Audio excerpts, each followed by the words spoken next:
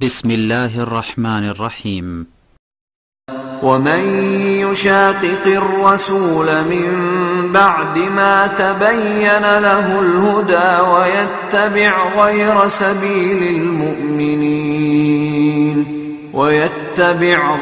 سبيل المؤمنين نوله ما تولى ونصله جهنم وساءت مصيرا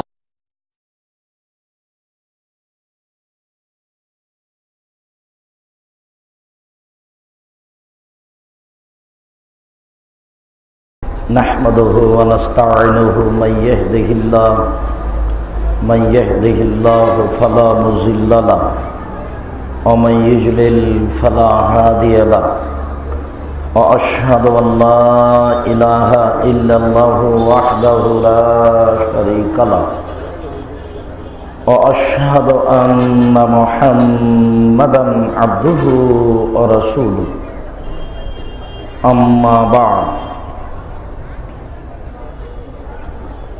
فأعوذ بالله من الشيطان الرجيم قد أفلح المؤمنون الذين هم في صلاتهم خاشعون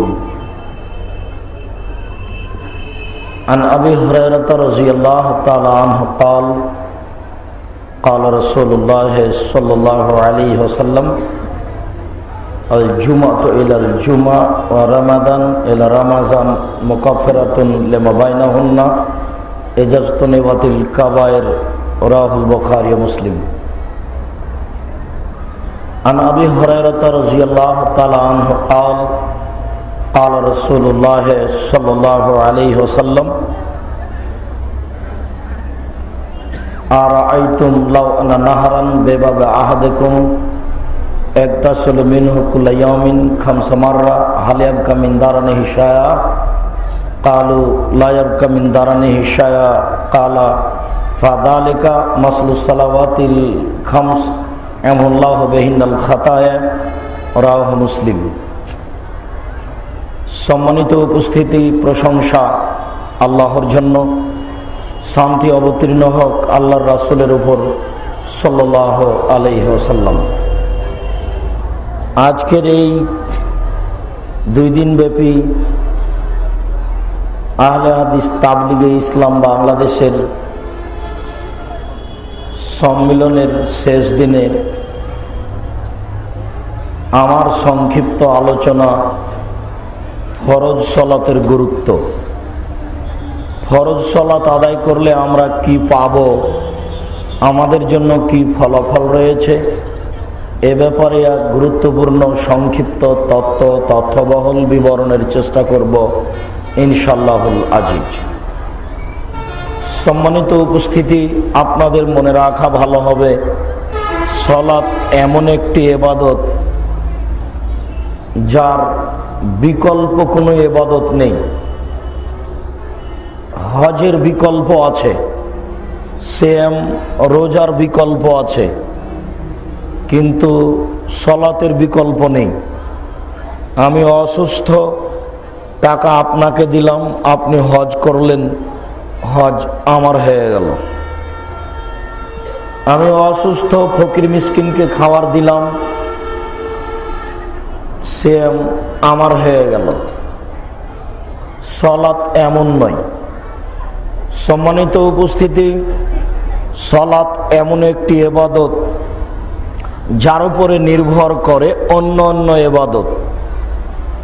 সালাত যদি কবুল হয় তাহলে বাকি ইবাদত কবুল হবে, সালাত যদি কবুল না হয় তাহলে বাকি ইবাদত কবুল হবে না। এ মর্মে আনাস রাদিয়াল্লাহু তাআলা আনহু বলেন, রাসূল সাল্লাল্লাহু আলাইহি ওয়াসাল্লাম বলেছেন, আউয়ালু মা ইউহাসাবুল আবদু বিহি ইয়াউমুল কিয়ামাহ আস-সালাহ। বিচারের মাঠে মানুষকে প্রথম যেটা জিজ্ঞাসা করা হবে সেটা হলো সালাত।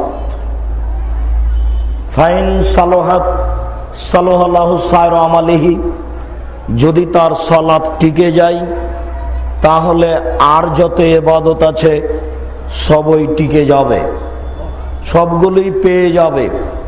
ওয়াইন ফাসাদাত ফাসাদাল্লাহু সায়রা আমালিহি, আর যদি সলাৎ বাতিল হয়ে যায়, সলাৎ কবুল না হয়, সলাৎ যদি না থাকে, তাহলে বাকি ইবাদতগুলি বাতিল বলে গণ্য হবে। আল্লাহ তাআলা তাতে ক্রস চিহ্ন দিয়ে কেটে দিবেন, সেই ইবাদতের আপনি কোনো ফলাফল পাবেন না। হজ করেছেন, নেকি আছে, और নেকি অনেক, প্রত্যেকটা ইবাদতেরই সুন্দর অনেক নেকি আছে। আমরা বললে মোটামুটি বুঝবো। শুনুন, আবু হুরায়রা রাদিয়াল্লাহু তাআলা আনহু বলেন, রাসূল সাল্লাল্লাহু আলাইহি ওয়াসাল্লাম বলেছেন, বুনিয়াল ইসলাম আলা খামসিন, ইসলাম নির্ভর করে 5টি জিনিসের উপরে। ইসলামের ভিত্তি হচ্ছে 5টি, যার উপরে মানুষের ঈমান আমান নির্ভর করে, যার উপরে মানুষের ধর্ম নির্ভর করে। তার প্রথমটি হচ্ছে শাহাদাতে আল্লা ইলাহা ইল্লাল্লাহ ওয়া আন্না মুহাম্মাদুর রাসূলুল্লাহ, এই বলে সাক্ষ্য দেওয়া যে আমি সাক্ষ্য দিচ্ছি আল্লাহ ছাড়া কোনো মাবুদ নেই, আমি সাক্ষ্য দিচ্ছি মুহাম্মদ আল্লাহর রাসূল। যদিও ভারত, বাংলাদেশ, পাকিস্তানের লোক এই কথার অর্থ কি বুঝে না। আমি সাক্ষ্য দিচ্ছি আল্লাহ ব্যতীত কোনো মাবুদ নেই, আমি সাক্ষ্য দিচ্ছি মুহাম্মদ আল্লাহর রাসূল, এর সারমর্ম কি এটা আমাদের প্রায় মানুষেরই জানা নেই। এই কথাটা বুঝেছিল সৌদি আরবের লোক, আল্লাহর নবীর চাচা চাচি, দাদা দাদি, আত্মীয় স্বজন। যখন তিনি বললেন, পৃথিবীর মানুষ, আত্মীয় স্বজন, শুনুন, আপনাদের সাক্ষ্য দিতে হবে এই বলে যে আল্লাহ ছাড়া কোনো মাবুদ নেই আর মুহাম্মদ আল্লাহর রাসূল। তখন আত্মীয় স্বজন, দেশবাসী খেপে গিয়ে বলেছিল, বলে কি, আজালাল আলিহাতা ইলাহান ওয়াহিদ ইন্না হাযা লাশাইউন উজাব, আরে এতগুলি মাবুদকে একজন করে দিল, এটা তো বিরাট আশ্চর্য, এটা হয় কি করে? এ কি যেমন তেমন বদ? আরে ইহুদি খ্রিস্টান তো অন্তত 3 জন মাবুদ মানে, এ বলছে যে 3 জনও নয়, মাত্র একজন। এটা কি মানা যায়? একে হয় হত্যা করতে হবে, না হয় দেশ থেকে তাড়িয়ে দিতে হবে, নইলে একে বন্দি করতে হবে। কেন? এ মাবুদের গায়ে আঘাত করেছে। এটা হয় কি করে? আমাদের এদেশের লোক যদি দিন রাত বলে আমি সাক্ষ্য দিচ্ছি আল্লাহ ব্যতীত কোনো মাবুদ নেই, তার কোনো আসে যায় না। তার মানে এই সাক্ষ্য তার কাছে 5 পয়সা দাম নেই। ও যদি বুঝতে পারতো যে আমি সাক্ষ্য দিচ্ছি আল্লাহ ব্যতীত কোনো মাবুদ নেই, এ কথার অর্থ হলো জন্মদিবস চলে না, তখন ভাবতো তাহলে বলবো কিনা, সেই তো কি করা যায়, বলবো কিনা। যেহেতু তার কাছে কোনো মূল্যায়ন নেই, যে এর অর্থ হলো যে ফরজ গোসল না করে ভাতের পাতিলে হাত দেওয়া যাবে না, এই কথাটা কেটে যাবে এই কালেমা বললে, এইটা আর চলবে না, এটার দাম নেই। ফরজ গোসল না করেই ভাতের পাতিলে আপনার স্ত্রী হাত দিতে পারে নির্দ্বিধায়। ও যদি জানে যে এইটা বললে হাত দেওয়া যায়, তখন ভাববে তাহলে বলবো কিনা, এটা তো আমরা অন্যায় মনে করি। যেহেতু এদেশের লোক জানে না, কাজেই তার দাম নেই। আল্লাহ রাসূলের চাচা চাচি, ফুফু খালা, আত্মীয় স্বজন বুঝেছিলেন যে এর অর্থ হলো এক আল্লাহ ছাড়া কোনো মাবুদ নেই, মানে কোনো প্রকার শিরক করা যাবে না। ইহুদিদের ঈমান কেটে গেছে, খ্রিস্টানদের ঈমান কেটে গেছে, হিন্দুদের ঈমান কেটে গেছে বটে, তবে তারা আজও আশাবাদী যে আমাদের কাজ করবে সরস্বতী, ভগবতী, কালী, দুর্গা। তারা আশাবাদী। সেই কালে আল্লাহ রাসূলের চাচা চাচি, আত্মীয় স্বজন, তারাও ভাবছিল যে আমাদের সহযোগিতা করবে লাত, মানাত, উজ্জা, হবল, আরো অনেকেই। যখন আল্লাহর নবী সবকে নাকচ করে দিলেন তখন তাদের গায়ে আঘাত লাগলো। আঘাত লাগবেই না বা কেন? কাবা ঘরের পাশে একটা পাতিল ছিল, পাত্র, তাতে ছিল 3টা খড়ি, কাঠ টুকরা। একটা খড়ির গায়ে লেখা ছিল ইফাল, করো। একটার গায়ে লেখা ছিল লা তাফাল, করো না। একটার গায়ে লেখা ছিল মোহমাল, কিছুই না। তো এখন মেয়ের বিবাহ দিবে ওই লোক আপনার ছেলের সাথে, তো হবল আল্লাহ বলে দিবে যে দেওয়া যাবে কিনা। সেটা কিভাবে? পাত্রে হাত ঢুকিয়ে খড়িটা বের করবে। যদি ওই খড়িটা বের হয় যাতে লেখা আছে ইফাল, করো, এর অর্থ হলো যে হবল আল্লাহ বলে দিল বিবাহ দাও। আর যদি ওই খড়িটা বের হয় যাতে লেখা আছে লা তাফাল, করো না, তখন তারা বলবে না, তাহলে বিবাহ দেওয়া যাবে না। ছেলে যতই ভালো হোক, আমাদের মাবুদ বলে দিয়েছে বিবাহ দেওয়া যাবে না, অতএব আর আগাবো না। তাদের বিশ্বাস কেমন? মুহাম্মদ সাল্লাল্লাহু আলাইহি সাল্লাম এই বিশ্বাসে আঘাত করেছিলেন, তাই তারা মেনে নিতে পারেনি। বিশ্বাসের বিরুদ্ধে মানুষ কথা মানে না। ইনি হচ্ছেন আপনাদের কলেজের ইংরেজি শিক্ষক। আমি যদি বলি ইনি ইংরেজি বুঝেন না, তাহলে আপনি এমনিতেই খেপে যাবেন। কেন? আপনার বিশ্বাসের বিরুদ্ধে কথা বলেছি। তো ইসলাম নির্ভর করে 5টা জিনিসের উপরে। তার প্রথমটা হচ্ছে আমি সাক্ষ্য দিচ্ছি আল্লাহ ব্যতীত কোনো মাবুদ নেই, আমি সাক্ষ্য দিচ্ছি মোহাম্মদ আল্লাহ রাসূল, আমি সাক্ষ্য দিচ্ছি মোহাম্মদ আল্লাহ রাসূল। এই কথা ভারত, বাংলাদেশ, পাকিস্তানের লোক বুঝে না। এরা এমনিতে খায়, পায়খানা করে, দিন কাটায় মাত্র। এই কথার অর্থ হলো এই কথার অর্থ হলো এই যে আল্লাহ তাআলা বললেন, পৃথিবীর মানুষ তোমরা আল্লাহর নবীকে সালাম দাও, তার উপরে দুরূদ পড়ো। তোমরা সালাম দাও, তার উপরে দুরূদ পড়ো। তো সাহাবীগণ বললেন, আপনাকে তো আমরা সালাম দিতে জানি, দুরূদ তো পড়তে জানি না, সেটা বলে দেন। আমরা তো আপনাকে সালাম দিতে জানি, দুরূদ তো পড়তে জানি না, সেটা বলে দেন। তখন আল্লাহর নবী বললেন, আচ্ছা ঠিক আছে, কুলু, তাহলে তোমরা বলো আল্লাহুম্মা সাল্লি আলা মুহাম্মাদ ওয়া আলা আলি মুহাম্মাদ, আল্লাহুম্মা বারিক আলা, মানে দুরুদে ইব্রাহিম। এইটা হচ্ছে আল্লাহর রাসূলের দেওয়া। তো এইটা দিলেন আল্লাহর রাসূল। আর মাওলানা সাহেব এই আয়াতটা পড়ার সাথে সাথে বলছেন, আল্লাহুম্মা সাল্লি আলা সাইয়্যিদিনা মাওলানা নবিয়ানা মুহাম্মদ। আমি সাক্ষ্য দিচ্ছি মুহাম্মদ আল্লাহ রাসূল। এই কথার অর্থ হলো যে এই দোয়া দুরূদ চলবে না। লা তুবাদু ইল্লা বিমা শারা, রাসূল সাল্লাল্লাহু আলাইহি সাল্লাম যে বিধান দিয়েছেন, এই বিধান ছাড়া কোন প্রকার ইবাদত চলবে না। মানুষ ইবাদত করতেই পাবে না, ইবাদতই বন্ধ। যদি কিছু করতে চাই তাহলে আগে প্রমাণ হতে হবে। কথা বুঝতে পারেন? এ কথার অর্থ হলো যে আমি সাক্ষ্য দিচ্ছি মোহাম্মদ আল্লাহ রাসূল। আমাদের এইসব বাক্যের কোনো দাম নাই, আমরা এমনিতেই পড়ি মাত্র। এর কত দাম বুঝতে পারলে সেটাকে ভাবা যেত। সম্মানিত উপস্থিতি, আমরা যেটা বলছি সেইটা হলো এই যে ইসলাম নির্ভর করে 5টা জিনিসের উপরে। তার প্রত্যেকটারই কিছু ফলাফল আছে, তবে যাকাতের ফলাফল একটু কম, ওটা একটু বলে দিচ্ছি। আমি যদি সাক্ষ্য দিই আল্লাহ ব্যতীত কোনো মাবুদ নাই, মুহাম্মদ আল্লাহ রাসূল, ফলাফল হলো আমি জান্নাত পাবো ইনশাআল্লাহ। আবু হুরায়রা রাদিয়াল্লাহু তাআলা আনহু বলেন, রাসূল সাল্লাল্লাহু আলাইহি সাল্লাম বললেন, লাক্কিনু মাউতাকুম লা ইলাহা ইল্লাল্লাহ। পৃথিবীর মানুষ, তোমরা তোমাদের মমর্ষ ব্যক্তিকে, যার জান যায় যায়, মরে মরে, জান যায় যায়, মরে মরে, এমন মানুষের পাশে লা ইলাহা ইল্লাল্লাহ বলো।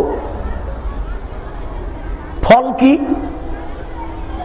এই ব্যক্তিও যদি লা ইলাহা ইল্লাল্লাহ বলে ফেলে তাহলে জান্নাতে চলে যাবে। তাহলে এই সাক্ষর ফলাফল হলো জান্নাত। 2, সালাত, যেটা আমরা আজকে আলোচনা করব ইনশাআল্লাহ, তারও ফলাফল জান্নাত। 3, যাকাত। যাকাত দিলে কি হবে? তা আল্লাহ রাসূল তেমন বলেননি, তবে না দিলে ফাঁসি হবে, না দিলে ফাঁসি হবে। না দিলে কি হলো, আর একজনের রুজি বন্ধ করলেন, এটা আবার খুব কঠিন কথা। 5টার 4টাতেই আপনার লাভ, আর শুধু জাকাতে আর একজনের লাভ, আর আপনার লস। শতকরা 2.5 টাকা, মানে হাজারে কত টাকা ভাই? 25 টাকা। তো কয়েক হাজারে অনেক টাকা হয়ে গেল না?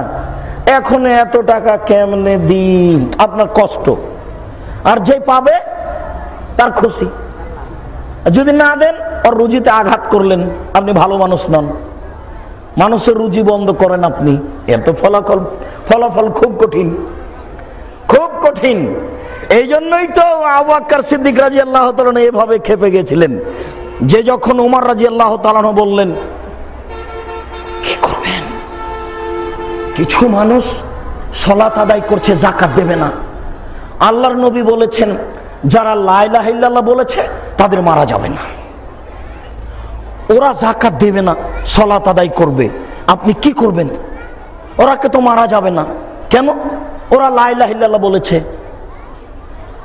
ওমর বলছেন আবু বকর সিদ্দিককে, তখন আবু বকর সিদ্দিক রাদিয়াল্লাহু তাআলা বলছেন, বলেন কি আপনি? আনতা জাব্বার ফিল মুশরিক খাওয়ার ফিল ইসলাম। যেই দিন আপনি মুশরিক ছিলেন সেই দিন আপনি বীর পুরুষ ছিলেন, আজকে আপনি মুসলমান হয়েছেন, আপনি কাপুরুষ হয়েছেন। ওমরের মতো মানুষকে আবু বকর সিদ্দিক রাদিয়াল্লাহু তাআলা বলছেন কাপুরুষ, যার নামটা নিলে অন্তর কাঁপে। ওমরই একজন মানুষ পৃথিবীতে রাস্তায় হাঁটলেও রাস্তায় শয়তান হাঁটে না। উমরই একজন মানুষ যার ব্যাপারে আল্লাহর নবী বলছেন, ওমর আমি জান্নাতে হাঁটছিলাম, ঘুরছিলাম, ঘুরতে ঘুরতে দেখলাম একটা ঘর, বুখারীর হাদিস, খুব ঝকঝকে টকটকে ঘর। আমার মনটা বলল যে বাপ রে বাপ, ঘরের বাহির যদি এত সুন্দর হয় তাহলে ভিতরই বা কত সুন্দর। তা আমি পাশে একটা বৃদ্ধা মহিলা ছিল, আমি বৃদ্ধা মহিলাকে বললাম, এই মহিলা বলতে পারো কি এই ঘরটা কার? এই ছেলে, বোকা ছেলে, এ দেখো তোমার হুজুর মিথ্যে কথা বলেছেন, তোমার হুজুর বলেছেন আল্লাহর নবী গায়েব জানেন। এই দেখো আল্লাহর নবী ঘরটা কার বলতে পারেন না, তোমার হুজুর নগদ মিথ্যা কথা বলেছেন। একজন বৃদ্ধা মহিলাকে জিজ্ঞাসা করছেন, আচ্ছা এই ঘরটা কার বলতে পারো গো? তার মানে উনি গায়েব জানেন না, এই ঘরটাই কার এটাই উনি জানেন না। শুধু তাই কেন, পাশ থেকে বউ উঠে চলে যাচ্ছেন বা ভান করে বউ ঘুমিয়ে আছেন এটা উনি বুঝতে পারেন না। আয়েশা রাদিয়াল্লাহু তাআলা আনহা বলছেন, আমি একদিন রাত্রে ভান করে ঘুমিয়ে আছি, আমি ঘুমাইনি, আমি আসলে একটু ভান করে আছি, দেখবো উনি উঠে কোথায় যান, কোন দিকে যান, কোন স্ত্রীর কাছে যান। একটু পরে উনি বুঝলেন আমি ঘুমিয়ে গেছি, তিনি ধীরে উঠলেন, কাপড় চোপড় নিলেন, ধীরে দরজাটা খুললেন, বাইরে চলে গেলেন দরজা বন্ধ করে। আমিও উঠলাম, কাপড় চোপড় নিলাম, বের হলাম, দেখি কোন স্ত্রীর কাছে যায় নাকি। কোথায় গেলেন? ওই যে বাকিল গারকাদে।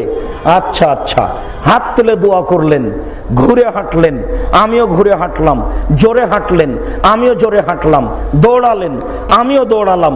আমি আগেই বিছানায় চলে এসেছি, উনি পাশে এসে দেখলেন আমার মোটা শ্বাস উঠছে। তখন উনি বলছেন, কি ব্যাপার আয়েশা, মোটা শ্বাস কেন? তখন আয়েশা রাদিয়াল্লাহু আনহা বলছেন, আসলে আমি মিথ্যা কথা বললে তো জিবরাইল আপনাকে বলে দিবেন, আসলে আমি পরীক্ষা করছিলাম আপনি যান কোথায়। আমি পরের দিক বলতে চাচ্ছি না, আমি যেটা বলতে চাচ্ছি যে পাশে স্ত্রী ভান করে ঘুমিয়ে আছেন এটাই উনি জানেন না। গায়েবের খবর জানেন মানে কিছুই না। তোমার হুজুর একবারে মিথ্যা কথা বলে, এই ছেলে সাবধান থেকো, তোমার হুজুরের ব্যাপারে তোমার হুজুর তোমাকে প্রতারণা দিয়েছে, জীবনে তোমার অনেক প্রতারণা দিয়েছে, আরো দিবে, সাবধান থাকো। সম্মানিত দিনী ভাই, যেটা আমি বলছিলাম সেটা হলো এই যে আল্লাহ রাসূল এই ঘরটা দেখার পরে বৃদ্ধাকে জিজ্ঞাসা করলেন, বৃদ্ধা বললেন এটা উমারের ঘর। তখন আল্লাহ রাসূল বলছেন, বাপরে বাপ, এত বড় মানুষের ঘরে ঢুকি কি করে, আমার একটু আত্মমর্যাদার একটু হানি, না না না, এত বড় মানুষের ঘরে ঢোকা যাবে না। ইতস্তবোধ করলেন, ঢুকলেন না। সকালে উমারের সাথে দেখা, উমার জান্নাতে ঘুরছিলাম তখন তোমার ঘরটা দেখলাম, এতই ঝকঝকে ঘর, আমার মনটা চাইলো একটু ঢুকে ভিতরটা দেখি, কিন্তু তোমার আত্মমর্যাদাকে লক্ষ্য করে আমি ঢুকিনি। এত বড় মানুষের ঘরে ঢুকবো কি করে? তখন উমর রাদিয়াল্লাহু আনহু বলছেন, আল্লাহর নবী আপনি আমার আত্মমর্যাদাকে হিসাব করেন। এই বলে একবারে উমর অঝর নয়নে কাঁদতে লাগলেন। বুখারী। আমি যেটা বলছিলাম সেটা হলো এই, সম্মানিত দিনী ভাই, এত বড় মানুষকে আবু বকর সিদ্দিক রাদিয়াল্লাহু আনহু বলছেন আপনি কাপুরুষ। যেদিন আপনি বীর পুরুষ ছিলেন সেদিন আপনি মুশরিক ছিলেন। শোনেন, আমি আবু বকর সিদ্দিক বলছি, শোনেন, ওয়াল্লাহি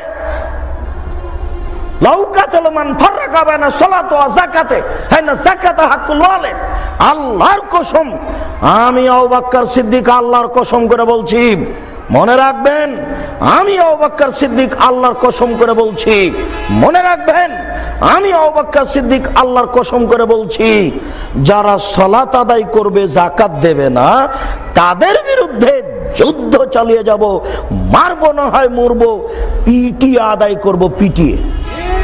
শুধু তাই নয়, শোনেন শোনেন, শুধু তাই নয়, ওয়াল্লাহি আল্লাহর কসম, ওয়াল্লাহি আল্লাহর কসম, ওয়াল্লাহি আল্লাহর কসম, আমি আবু বকর সিদ্দিক বলছি, লাউ মানাউনি আনাকান কানু ইয়াদুনা ইলা রাসূলিল্লাহ সাল্লাল্লাহু আলাইহি সাল্লাম লা কাতালতুহুম আলা মানহা। রাসূলের যুগে ধান ওসর দিতে এসে ধানও দিয়েছে, বস্তাও দিয়েছে। আল্লাহ রাসূলের যুগে গরু যাকাত দিতে এসে গরু দিয়েছে, রশিও দিয়েছে। শোনেন, আল্লাহর রাসূলের যুগে ধান ওসর দিতে এসে ধান দিয়েছে, বস্তাও দিয়েছে। আল্লাহর রাসূলের যুগে গরু যাকাত দিতে এসে গরু দিয়েছে, রশিও দিয়েছে। আমার যুগে আমি বলছি, আপনি শোনেন, ধান তো দূরের কথা, গরু তো দূরের কথা, যদি এখন গরু দেয়, রশি না দেয়, ধান দেয়, বস্তা না দেয়, তাহলে রশি এবং বস্তার জন্য যুদ্ধ চালিয়ে যাব, মারবো না হয় মরবো, পিটিয়ে রশি আদায় করব, বস্তা। মনে করেন কি আপনি? এর নাম যাকাত, ওটা ভিন্ন জিনিস। না দিলে ফাঁসি হবে। গোখরা সাপ যদি দংশন করে তাহলে একজন মারা যাবে, বাড়ির সবাই মরবে না। আর যদি যাকাত না দেন তাহলে কেউ বাঁচবে না, সবাই মারা যাবে। গোখরা সাপের চেয়ে যাকাত কয়েক কোটি গুণ খারাপ। ওটা যদি আপনার অর্থের সাথে মিশে যায় তাহলে আর হলো না কোনো কাজ, জীবনটাই শেষ। যাকাত ওসর গোখরা সাপের চেয়ে কত খারাপ তা আপনাকে আমি ভাষা দিয়ে বুঝাতে পারবো না, ওটা ভিন্ন জিনিস। যাকাত দিলে কি হবে এটা কথা নয়, না দিলে ফাঁসি হবে এটা কথা। তারপরের কথা হলো এই, সিয়াম পালন করলে জান্নাত পাবো। তারপরের কথা হলো হজ, হজ করলে তো হয়ে যাবেন আপনি সেই দিনের মতো যেই দিন আপনার মা আপনাকে জন্ম দিয়েছে, নিষ্পাপ হয়ে যাবেন। তাহলে সবেরই ফলাফল আছে। আর দানের ব্যাপারে তো শতদিন শুনেছি, আব্দুর রাজ্জাক সাহেব বলেছেন, আর সাদকাত বুরহান, দান হলো দলিল। বিচারের মাঠে আল্লাহকে বলবো আমি জান্নাত পাবো, আল্লাহ যদি বলেন কেন, তাহলে আমি বলবো আমার কাছে দলিল আছে। এই বাড়ি আমার, প্রমাণে যে দলিল। এই জমি আমার, প্রমাণে যে দলিল। আমি বিচারের মাঠে বলবো জান্নাত আমার, আল্লাহ যদি বলেন কেন, আমার কাছে দলিল আছে। এ দেখেন, বলেন তো সেটা কি? দান। তাহলে ইসলাম নির্ভর করে পাঁচটা জিনিসের উপরে, প্রায় সবটারই ফলাফল অনেক। আমরা সালাতের কথা বলছিলাম, সালাত যদি কবুল হয় বাকি সব নেকিগুলি থাকবে, কবুল হবে, পাবো। আর যদি সালাত না থাকে তাহলে কোনো ইবাদত আর পাওয়া যাবে না, তার ফলাফল থাকবে না, সব মিটে যাবে। অন্যান্য ইবাদত নির্ভর করে সালাতের উপরে। সালাত এমন একটি ইবাদত যার উপরে নির্ভর করে অন্যান্য ইবাদত। একটু দেখেন, আবু হুরায়রা রাদিয়াল্লাহু তাআলা আনহু বলেন, রাসূল সাল্লাল্লাহু আলাইহি ওয়াসাল্লাম বলেছেন, আস-সালাতু সালাসাতু আসলাসিন, সালাত হচ্ছে তিন ভাগে বিভক্ত। আত-তাহুরু সুলুসুন, ওযু হলো তিন ভাগের এক ভাগ। আর রুকুউ সুলুসুন, রুকু হলো তিন ভাগের এক ভাগ। আর সুজুদু সুলুসুন, সিজদা হচ্ছে তিন ভাগের এক ভাগ। অনুবাদ হয়ে যাক, তখন আবার বলছি, ফামান আদাহা বিহাক্কিহা কুবিলাত মিনহু সালাতুহু, কেউ যদি সালাত আদায় করে যথাযথভাবে নিয়ম কানুন অনুযায়ী সালাত আদায় করে, কুবিলাত মিনহু সালাতুহু, তাহলে তার সালাত কবুল হয়ে যাবে। অকবেলাত সায়র আমালিহি, সব ইবাদত কবুল হয়ে যাবে। ওয়াইন রুদ্দাত আলাইহি সালাতুহু, আর যদি সালাত তার উপরে প্রত্যাখ্যান করা হয়, বিচারের মাঠে তাকা বলা হয়, এই যা, তোমার সালাত হয়নি, যা, এই যা, তোমার সালাত হয়নি। রুদ্দাত আলাইহি সায়র আমালিহি, সব আমলগুলিকে বাতিল বলে গণ্য করা হবে, যাও, তোমার কোনো ইবাদত নেই। মুহাম্মদ সাল্লাল্লাহু আলাইহি ওয়াসাল্লাম এভাবেই বলেছেন। আবু দাউদ, নাসাই, তিরমিজি, ইবনে মাজাহ, সহিহ হাদিস। সালাত এমন একটি ইবাদত যার উপরে নির্ভর করে অন্যান্য ইবাদত। আমি কি কথা বুঝাতে পেরেছি? এবার প্রথম অংশের একটু কথা, যে আত-তাহুরু সুলুসুন। এই বাচ্চারা, ওপরে মনে হয় মহিলা আছে, তোমরা কি করো? বাচ্চাগুলি ছোটাছুটি করছে, মায়েরা কি করে? কোনো গল্প নাই এখানে, কোনো মহিলার গল্প শুনতে এখানে আসেনি। সাবধান থাকুন, অনুরোধ করছি। পরিবেশ দুর্বল, আমরা সহ্য করি না। আর আপনাকে আমি বলে দিচ্ছি, আপনি একটু ভদ্রতা বজায় রাখেন। আপনি বলে দেননি আপনার স্ত্রীকে এখানে আসার আগে, আপনি জানেন না যে আব্দুর রাজ্জাক আসছেন। দুঃখিত, আমি আপনার উপরে, আপনার বইয়ের উপরে নয়। আপনার উচিত ছিল আগে সতর্ক করা, নইলে বলে দেওয়া দরকার ছিল, তুমি যাও না, আমি অপমান হতে পারবো না। কথা বলবে কেন এখানে? কেন কথা বলবে? জরুরি কথা বলা প্রয়োজন হলে হাতে ইশারা করে বলবে, মুখে নয়। হাত দিয়ে কথা বলতে হবে, মুখ দিয়ে নয়। যারা আপনারা মুরব্বী আছেন দায়িত্বে, তারা একটু মহিলাদের কাছে দেখেন, এই ছেলেরা তোমরা সাবধান, সতর্ক হও। কোনো মানুষ কোনো জায়গাতে দুইজন দাঁড়িয়ে যেন কথা না বলে, যদি বলে তাহলে তোমরা অযোগ্য, তোমাদেরকে দায়িত্ব দেওয়া ঠিক হয়নি। সম্মানিত উপস্থিতি, যেটা আপনাকে বলছি দেখেন তো, আল্লাহর নবী বলছেন আত-তাহুরু সুলুসুন, ওযু হলো তিন ভাগের এক ভাগ। মানে ওযু যদি ভালো না হয়, তাহলে সালাতের তিন ভাগের এক ভাগ নেকি কাটা গেল। আর রুকু সুলুসুন, রুকু হলো তিন ভাগের এক ভাগ। রুকু যদি ঠিক না হয়, সুন্দর না হয়, তাহলে সালাতের তিন ভাগের এক ভাগ নেকি কাটা গেল। আর সুজুদ সুলুসুন, সিজদা হলো তিন ভাগের এক ভাগ। যদি সিজদা ঠিক না হয়, তাহলে সালাতের তিন ভাগের এক ভাগ নেকি কাটা গেল। যদি তিনটাই ঠিক না হয়, এক নেকিও হবে না। ওযুর সুন্দর আছে, এইদিকে দেখেন, এই পর্যন্ত একটা অঙ্গ, এই কবজি পর্যন্ত ধুইতে গিয়ে যদি 10 বার পানি লাগে দেন, সম্পূর্ণ যখন ভিজে যাবে তখন হলো একবার ধোয়া। 3 বার পানি দিতে হয় এ কথা মিথ্যা, 3 বার ধুইতে হয় এ কথা সত্য। একবার ধুইতে গিয়ে 10 বার পানি লাগুক, সম্পূর্ণ যখন ভিজে যাবে তখন হলো একবার ধোয়া। ধোয়া জায়গায় পানি দিয়ে ধোয়ার নাম দ্বিতীয়বার ধোয়া, ধোয়া জায়গায় পানি দিয়ে ধোয়ার নাম তৃতীয়বার ধোয়া। আমি কি বুঝাতে পেরেছি? এ হলো সুন্দর ওযু। ওযু যদি সুন্দর না হয়, 3 ভাগের 1 ভাগ কাটা যাবে। 2, ওর রুকু সুলুসুন, রুকু সুন্দর হতে হবে। রুকু সুন্দর কেমন? পিঠের লম্বা হাড়টা একবারে সোজা হয়ে থাকবে রডের মতো, মাথা উঁচুও হবে না, মাথা নিচুও হবে না, লম্বা হাড়ের সাথে সোজা হয়ে থাকবে মাথা। হাত দুটি রডের মতো সোজা হয়ে থাকবে, আঙ্গুলগুলি খোলা খোলা থাকবে, কোমর থেকে সামনের ওজন হাতের উপরে থাকবে। এই হলো সুন্দর রুকু। তারপরে হলো সুন্দর সিজদা। সুন্দর সিজদা কি? আল্লাহ রাসূল বলছেন, উমিরতু আন আসজুদ আলা সাবাতি আযম, আমাকে 7 হাড়ের উপরে সিজদা করতে বলা হয়েছে। নাক কপাল এ হলো 1, দুই হাত এ হলো 3, দুই হাঁটু এ হলো 5, দুই পায়ের বৃদ্ধাঙ্গুল এ হলো 7। সিজদার সময় যদি নাক লেগে থাকে, কপাল লেগে না থাকে, তাহলে সিজদা কাটা গেছে।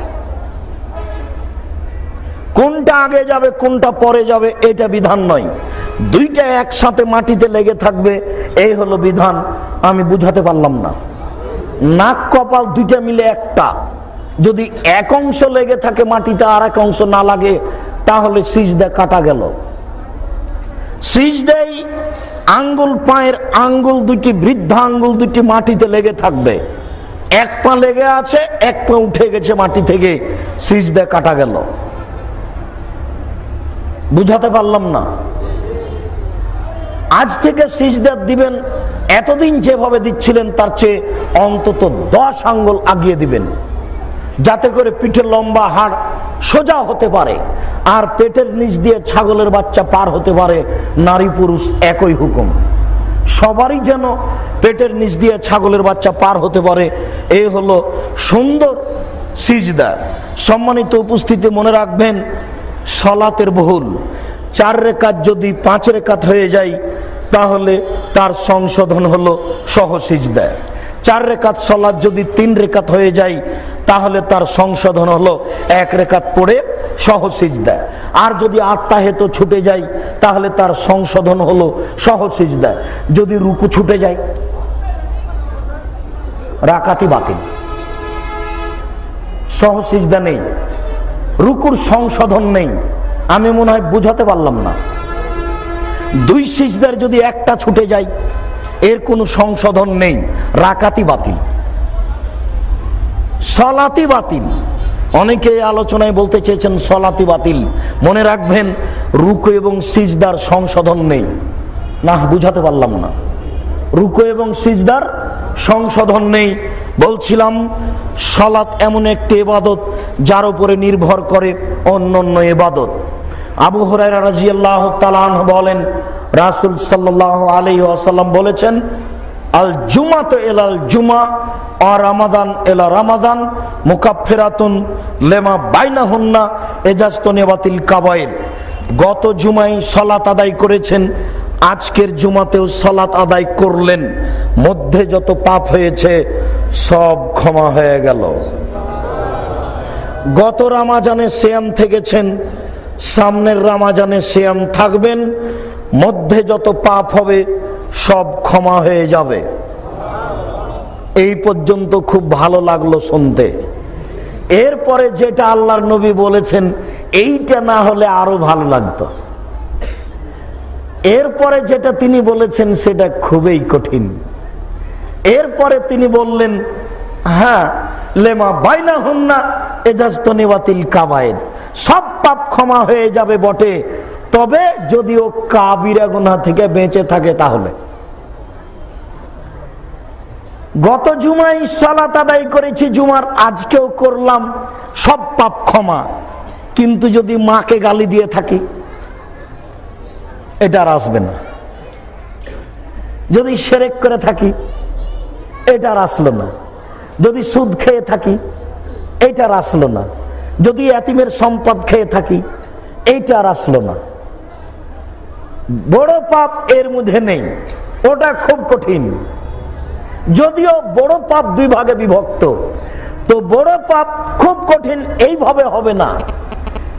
সম্মানিত মসজিদের মুসল্লি, সম্মানিত উপস্থিত বৈঠকের দিনী ভাই, 10 টাকা দিয়ে লটারি কিনলেন, ও লোকটা চিৎকার করছে যদি লাগায় যায় 40 লক্ষ টাকা। এই কথা শুনে 10 টাকা দিয়ে লটারি কিনলেন, এই পাপ আর ক্ষমা হবে না, এমনিতে আর হবে না। রাতে উঠে 2 রাকাত সালাত আদায় করে আল্লাহর দরবারে বলতে হবে, আস্তাগফিরুল্লাহ ওয়া আতুবু ইলাইহি, তোমার কাছে ক্ষমা ভিক্ষা চাই, তোমার নিকট ফিরে যেতে চাই। রব্বিগফির ওয়ারহাম ওয়া আনতা খায়রুর রাহিমিন, তুমি দয়া করো, তুমি ক্ষমা করো, তুমি যে বড় দয়াবান, তুমি যে বড় ক্ষমাবান। আন্নি মাসানিয়া যুররু ওয়া আনতা আরহামুর রাহিমিন, আমি বড় বিপদে, তুমি বড় দয়াবান, আমি বড় বিপদে, তুমি বড় দয়াবান, আমি বড় বিপদে, তুমি বড় দয়াবান। আন্নি মাগলুবুন ফান্তাসের, আমি পাপে পরাজয়, তুমি সাহায্য করো। আমি পাপে পরাজয়, তুমি সাহায্য করো। রব্বি ইন্নী যালামতু নাফসি ফাগফিরলি, হে আমার প্রতিপালক, আমি পাপ করেছি, তুমি আমাকে মাফ করো। গভীর রাত্রে অনতপ্ত সহকারে তোমার দরবারে স্বীকৃতি দিচ্ছি, জিন্দেগিতে আর কোনোদিন আমি এই পাপ করব না। তুমি একটু দয়া করো, আমাকে মাফ করো। আমি তোমার দরবারে অনুতপ্ত সহকারে স্বীকৃতি জানাচ্ছি, আমার জিন্দেগিতে আর কোনোদিন লটারি ক্রয় করব না। আমার যেটা ভুল হয়েছে তুমি আমাকে মাফ করো। এইভাবে বলতে বলতে বলতে যখন আপনার চোখের পানি ঝরঝর করে ঝরে আসবে, তখন আল্লাহ দেখবেন এই লোকটা ক্ষমা চাচ্ছে। আচ্ছা ঠিক আছে, যাও। এইটা তো সহজ নয়। এই জন্য আল্লাহ রাসূল এখানে আটকে দিলেন, বললেন হ্যাঁ ওই জুমা এই জুমা, তবে যদি কাবিরা গুনাহ থেকে বেঁচে থাকো। খুব হিসাব করবেন। আরো উল্লেখ্য যে বড় পাপ দুই ভাগে বিভক্ত, একটা মানুষের সাথে জড়িত, একটা আল্লাহর সাথে জড়িত। লটারি কিনা পাপটি আল্লাহর সাথে জড়িত, এটা যতই ভারী হোক সহজ। ওইখানে রিক্সায় উঠে এইখানে নেমে বললেন এই ক টাকা ভাড়া? 100 টাকা। বেটা 20 টাকা ভাড়া, 100 টাকা চাও। এক থাপ্পড় দিয়ে বিদায় করে দিলেন 20 টাকা দিয়ে। এইটা আর সহজ নয় ক্ষমা চাওয়া, খুব কঠিন। এখন থেকে রিক্সাওয়ালাকে খুঁজতে লাগতে হবে মরা পর্যন্ত, কোথায় পাওয়া যায়। রিক্সাওয়ালাকে খুঁজে বের করতে হবে, বলতে হবে রিক্সাওয়ালা ভাই তোমাকে এক থাপ্পড় মারা আমার ভুল হয়েছে গো, তুমি আমাকে মাফ করো। এই কথা বলার পূর্ব পর্যন্ত এই পাপ ক্ষমা নেই, নইলে বিচারের মাঠে নেকি দিয়ে বুঝিয়ে দিতে হবে। আর জীবন বাজি রেখে চেষ্টা করে খুঁজে যদি না পান, তাহলে কিছু টাকা তার নামে দান করতে হবে, বাঁচা যেতে পারে আল্লাহ দয়া করলে। খুব কঠিন, ওটা আরো কঠিন। চেয়ারম্যান মেম্বার এমপি মন্ত্রী তার বুঝতে পারে না যে এটা কি জিনিস। তারা যদি বুঝতে পারতেন তাহলে জাতির সামনে হাত জোড় করে বলতেন ভাই আমি দায়িত্ব পালন করব না, আমার ভুল হয়েছে, আমি বাড়ি চলে গেলাম। খুব কঠিন, বুঝানোই কঠিন। সম্মানিত উপস্থিতি, আবু হুরায়রা রাদিয়াল্লাহু তাআলা আনহু বলেন রাসূল সাল্লাল্লাহু আলাইহি ওয়াসাল্লাম বললেন আরাআইতুম লাওয়ালা নাহারান বিবাবে আহাদিকুম ইগতাসালু মিনহু কুল্লা ইয়ামিন। এই শোনো সঙ্গী সাথী, তোমাদের বাড়ির সামনে যদি নদী থাকে, তোমরা যদি সেই নদীতে দিনে 5 বার গোসল করো, তাহলে তোমাদের শরীরে ময়লা থাকবে কি? কালু লা ইয়াবকা মিন দারানিহি শায়া। সাহাবীগণ বললেন জি না, তাহলে শরীরে ময়লা থাকবে না। আল্লাহ রাসূল বললেন শোনো, ফাদালেকা মাসালুস সালাওয়াতিল খামস এমুল্লাহু বিহিনাল খাতায়া। 5 বার গোসল করলে শরীরে ময়লা থাকে না, যেমন 5 ওয়াক্ত সালাত আদায় করলে মানুষের পাপ থাকে না, তেমন 5 বার গোসল করলে শরীরে ময়লা থাকে না, যেমন 5 ওয়াক্ত সালাত আদায় করলে মানুষের পাপ থাকে না, তেমন সালাত আদায় করলে তার পাপ মিটে যাবে, পাপ মুছে যাবে। উবাদা ইবনে সামিত রাদিয়াল্লাহু তাআলা আনহু বলেন রাসূল সাল্লাল্লাহু আলাইহি ওয়াসাল্লাম বলেছেন খামসু সালাওয়াতিন ইফতারাজাল্লাহু তাআলা ইফতারাজাহুন্নাল্লাহু তাআলা। 5 ওয়াক্ত সালাত আল্লাহ তাআলা ফরজ করেছেন। পৃথিবীর মানুষ শুনে রাখো, 5 ওয়াক্ত সালাত আল্লাহ তাআলা ফরজ করেছেন। ফামান আহসানা উযুহুন্না ওয়া সাল্লাহুন্না ওয়া আতাম্মা রুকুহুন্না ওয়া খুশুহুন্না কানা লাহু আহাদুন আলাল্লাহি আন ইয়াগফিরা লাহু। কেউ যদি সুন্দর করে ওযু করতে পারে, সুন্দর করে সালাত আদায় করতে পারে, সুন্দর করে রুকু করতে পারে, ভয় ভীতি নিয়ে আদায় করে, তাহলে আল্লাহর সাথে তার চুক্তি হয়ে যায়। আল্লাহর সাথে তার চুক্তি হয়ে গেছে, আল্লাহ তাকে ক্ষমা করে দিবেন। আমি যখনই 5 ওয়াক্ত সালাত সুন্দর করে ওযু করে আদায় করতে পারলাম, তখন আল্লাহর সাথে আমার চুক্তি হয়ে গেছে আমার ক্ষমার বিষয়টি। আমার সাথে আল্লাহর চুক্তি হয়ে গেল, আমার ক্ষমা হয়ে গেছে। আল্লাহর রাসূলের সাথে চুক্তি হয়েছিল মুখামুখি।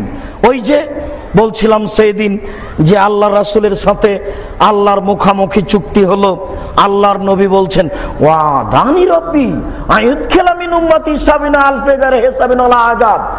পৃথিবীর মানুষ শুনে রাখো, আমার প্রতিপালকের সাথে আমার চুক্তি হয়েছে, আমার প্রতিপালকের সাথে আমার ওয়াদা হয়েছে, আমার প্রতিপালকের সাথে আমার চুক্তি হয়েছে। আমার উম্মতের 70,000 মানুষকে জান্নাতে দিবেন, যাদের হিসাব নিকাশ হবে না, যাদের শাস্তি হবে না, যাদের হিসাব নিকাশ হবে না, যাদের শাস্তি হবে না। আমার সাথে আমার প্রতিপালকের চুক্তি হয়েছে, আমার সাথে ওয়াদা হয়েছে, আরো বাড়তি হয়েছে, আরো বাড়তি চুক্তি হয়েছে, আরো বাড়তি চুক্তি হয়েছে। তিনি বলেছেন মা কুলে আলফিন সাবুনা আলফ, মোহাম্মদ শুনুন, আরো প্রত্যেক হাজারের সাথে 70,000, আরো প্রত্যেক হাজারের সাথে 70,000, আরো প্রত্যেক হাজারের সাথে 70,000। আমার প্রতিপালকের সাথে আরো চুক্তি হয়েছে, আমার প্রতিপালকের সাথে আরো বাড়তি চুক্তি হয়েছে। সালাসা হাসায়াতিন মিন হাসায়াতি রব্বি। আমার প্রতিপালক 3 অঞ্জলি মানুষ জাহান্নাম থেকে বের করে জান্নাতে দিবেন। আমার প্রতিপালক 3 অঞ্জলি মানুষ জাহান্নাম থেকে বের করে জান্নাতে দিবেন। আমার প্রতিপালক 3 অঞ্জলি মানুষ জাহান্নাম থেকে বের করে জান্নাতে দিবেন। এই হাদিসটিকে সামনে রেখে ষোলো ভাষার পণ্ডিত ডক্টর শহীদুল্লাহ রাহিমাহুল্লাহ মাওলানা আব্দুল্লাহ আল কাফি আল কুরাইশিকে বলেছিলেন, জনাব আল্লাহর হাত কি ছোট? আল্লাহর হাত তো জাহান্নামের চেয়েও বড়। যখন আল্লাহ অঞ্জলিতে করে জাহান্নাম থেকে মানুষ বের করবেন, তখন সবাই তো চলে আসতে পারে, ফেরাউনও তো আসতে পারে। মাওলানা আব্দুল্লাহ আল কাফি আল কুরাইশি রাহিমাহুল্লাহ বলেছিলেন, জনাব শুনুন, মনে রাখুন, অন্তরে ঈমান থাকবে না যার, অঞ্জলিতে আসার সুযোগ হবে না তার। অন্তরে ঈমান থাকবে না যার, অঞ্জলিতে আসার সুযোগ হবে না তার। অন্তরে ঈমান থাকবে না যার, অঞ্জলিতে আসার সুযোগ হবে না তার। ঈমান কেটে গেছে ইহুদিদের, ঈমান কেটে গেছে খ্রিস্টানের, ঈমান কেটে গেছে হিন্দুদের, ঈমান কেটে যাচ্ছে মুসলমানদের শিরক বেদাতে। ঈমান কেটে যাচ্ছে মুসলমানের শিরক বেদাতে, এরা অঞ্জলিতে আসতে পাবে না। সম্মানিত দিনী ভাই বোন, আমি এইভাবে অঞ্জলি দেখিয়ে আল্লাহর সাথে আমার অঞ্জলির সাদৃশ্য বলিনি। আল্লাহ তার অঞ্জলিতে নিবেন তার অঞ্জলির মতো, যেমন তাকে সাজে, যেমন তাকে মানায়। কথাটা বুঝতে পারেননি? যেমন তাকে সাজে, যেমন তাকে মানায়। হ্যাঁ, কথা ঠিক, আল্লাহর অঞ্জলি অনেক বড়, এ কথাই ঠিক। তবে ঈমান না থাকলে অঞ্জলিতে আসবে না, এ কথাও ঠিক। আমি হাফেজ সাহেবকে বললাম, ও হাফেজ সাহেব, মেহরাবের ডান দিকে লেখা আছে আল্লাহ, বাম দিকে লেখা আছে মোহাম্মদ, কেমন হয়েছে? তখন হাফেজ সাহেব বলছেন, ভালোই তো হয়েছে। তা আমি বললাম যে অনুবাদ করেন তো, ডান দিক থেকে করেন, আল্লাহ হলেন মোহাম্মদ, বাম দিক থেকে অনুবাদ করেন, মোহাম্মদ হলেন আল্লাহ। কেমন লাগছে? ভালোই তো লাগছে। হিফজখানা, শুধু হিফজখানা খুলবেন না জীবনে, প্রতিষ্ঠানের অংশ হিসাবে হিফজখানা খুলবেন। যেখানে কোরআন হাদিসের শিক্ষা দেওয়া হবে সেখানে একটা আংশিক হিফজখানা খুলবেন। শুধু যদি হাফেজ করে ছেড়ে দেন তাহলে আপনার মানে জীবনটাই ধ্বংস হয়ে গেছে। ওই ছেলেটার হাঁটুর উপরে মেরে তার হাঁটুর মালায় ফাটিয়ে ওকে অকেজো করে দিয়েছে। ও এখন অকেজো হয়ে দুনিয়াতে ঘুরবে। এ দেখেন, আমি বললাম যে বাম দিক থেকে অনুবাদ করেন তো, মোহাম্মদ হলেন আল্লাহ। কেমন হয়েছে? ভালোই তো হয়েছে। অনুভূতিটা নেই। আমি বললাম মোহাম্মদটা কেটে দেন, এবার লিখেন ডান দিকে আল্লাহ, বাম দিকে লিখেন আকবার। এবার তরজমা করেন তো, আল্লাহ হলেন সবচেয়ে বড়, বাম দিক থেকে অনুবাদ করেন, সবচেয়ে বড় হলেন আল্লাহ। ডান দিক থেকে অনুবাদ করেন, আল্লাহ হলেন সবচেয়ে বড়, বাম দিক থেকে অনুবাদ করেন, সবচেয়ে বড় হলেন আল্লাহ। যদি লিখতেই হয় তাহলে আল্লাহ মোহাম্মদ নয়, আল্লাহু আকবার। আর লিখলেও মসজিদের পশ্চিম দেওয়ালে কোনো কিছু লেখা যাবে না, কোনো প্রকার বাতি থাকবে না, কোনো প্রকার ঘড়ি থাকবে না, কোনো কিছুই থাকবে না, নকশা জাতীয় টাইলস থাকবে না, একেবারে এক রঙের আপনার সাদা পরিষ্কার মোটা রঙের টাইলস। পশ্চিম দেওয়ালে কিছু থাকবে না, যা কিছু থাকবে পূর্ব দেওয়ালে। আব্দুল্লাহ ইবনে আমর রাদিয়াল্লাহু তাআলা আনহু বলেন, রাসূল সাল্লাল্লাহু আলাইহি ওয়াসাল্লাম বলেছেন, খামসু সালাতিন মান হাফাজা আলাইহা, কেউ যদি 5 ওয়াক্ত সালাতের প্রতি ভালোভাবে যথাযথ হক আদায় করে সালাত আদায় করতে পারে, কানাত লাহু নূরান ও বুরহানান ও নাজাতান ইয়াউমাল কিয়ামা, তাহলে এই সালাত বিচারের মাঠে তার আলো হয়ে যাবে, দলিল হয়ে যাবে, বাঁচার পথ হয়ে যাবে। সম্মানিত উপস্থিতি, একটু মনে রাখবেন, বিচারের মাঠ কিন্তু অন্ধকার, আলো হলো সালাত। কবর কিন্তু অন্ধকার, আলো হলো সালাত। অমাল্লাম ইউহাফেজ আলাইহা, যে ব্যক্তি ঠিক মতো 5 ওয়াক্ত সালাত আদায় করতে পারলো না, লাম তাকুন লাহু নূরান ওয়ালা বুরহানান ওয়ালা নাজাতান, এই সালাত তার জন্য আলো হবে না, তার জন্য দলিল হবে না, তার জন্য বাঁচার পথ হবে না। বরং এখন ইয়াউমুল কিয়ামা মা কারুন ও ফিরাউন ও হামান উবাই ইবনে খালদ, এই লোকটা 5 ওয়াক্ত সালাত আদায় করার পরেও বিচারের মাঠে তার সাথী হবে, সঙ্গী হবে হামান, কারুন, ফিরাউন, এরা হবে উবাই ইবনে খালদ, এরা হবে সাথী। দুঃখিত, এর চেয়ে বড় দুঃখজনক কথা কি হতে পারে? নামাজ পড়ার পরেও সাথী হবে ফিরাউন। পৃথিবীর ইতিহাসে সবচেয়ে বড় বদ মানুষ হচ্ছে ফিরাউন। ফেরাউনের মতো এত বড় বদ মানুষ কেউ পৃথিবীতে জন্ম নেয়নি। অনেকে আল্লাহ বলে দাবি করেছে। Charles Darwin, Hume, Haeckel, Lenin, Karl Marx, Engels, Abraha, আবুল আহাব, আবু জাহাল, বাকেনুস, ডিকেটিস, সক্রেটিস, নমরুদ, ফেরাউন, সাদ্দাদ, কারুন, অনেকেই আল্লাহ বলে দাবি করেছে। তবে ফেরাউনের মতো নোংরা দাবি কেউ করেনি। ফেরাউন এক বৈঠকে বলেছে, মূসা, আমি ব্যতীত তোমাদের কোনো মাবুদ আছে এই কথা আমি ফেরাউন জানি না। এক বৈঠকে ফেরাউন বলেছে, মূসা, আমাকে বাদ দিয়ে যদি কাউকে আল্লাহ বলে দাবি করো তাহলে তোমাকে জেলখানায় বন্দি করব। এক বৈঠকে ফেরাউন বলেছে, আনা রব্বুকুমুল আলা, আমি হচ্ছি তোমাদের সবচেয়ে বড় প্রতিপালক, আমি হচ্ছি সবচেয়ে বড় আল্লাহ। এই কথা ফেরাউন মূসার সামনে বারবার উল্লেখ করেছে। এরকম দাবি পৃথিবীর কোনো বদ মানুষ করেনি। এতটুক দেখা যায় যে নমরুদ ইব্রাহিম আলাইহিস সালামকে বলল, তোমার আল্লাহ কি করতে পারে? ইব্রাহিম আলাইহিস সালাম বললেন, আমার আল্লাহ মারতে পারে, জীবিত করতে পারে। আরে ওটা তো আমিও করতে পারি। এই দেখো, খালেদ শোনো, জাল্লাদ একে মারো। আহমদ শোনো, জাল্লাদ একে মারো। না না, মারো না, থাক। এই দেখো, আমি মারতে পারি, জীবিত করতে পারি। তখন ইব্রাহিম আলাইহিস সালাম দেখলেন এ তো বোকা মানুষ, কিছুই বুঝে না। আচ্ছা ঠিক আছে, ঠিক আছে, আমার প্রতিপালক সূর্য পূর্ব দিকে উঠান, পশ্চিম দিকে ডুবান, একটু উল্টিয়ে ধরেন তো। তখন বেকায়দায় পড়ে গেছে, হতবাক হয়ে গেছে।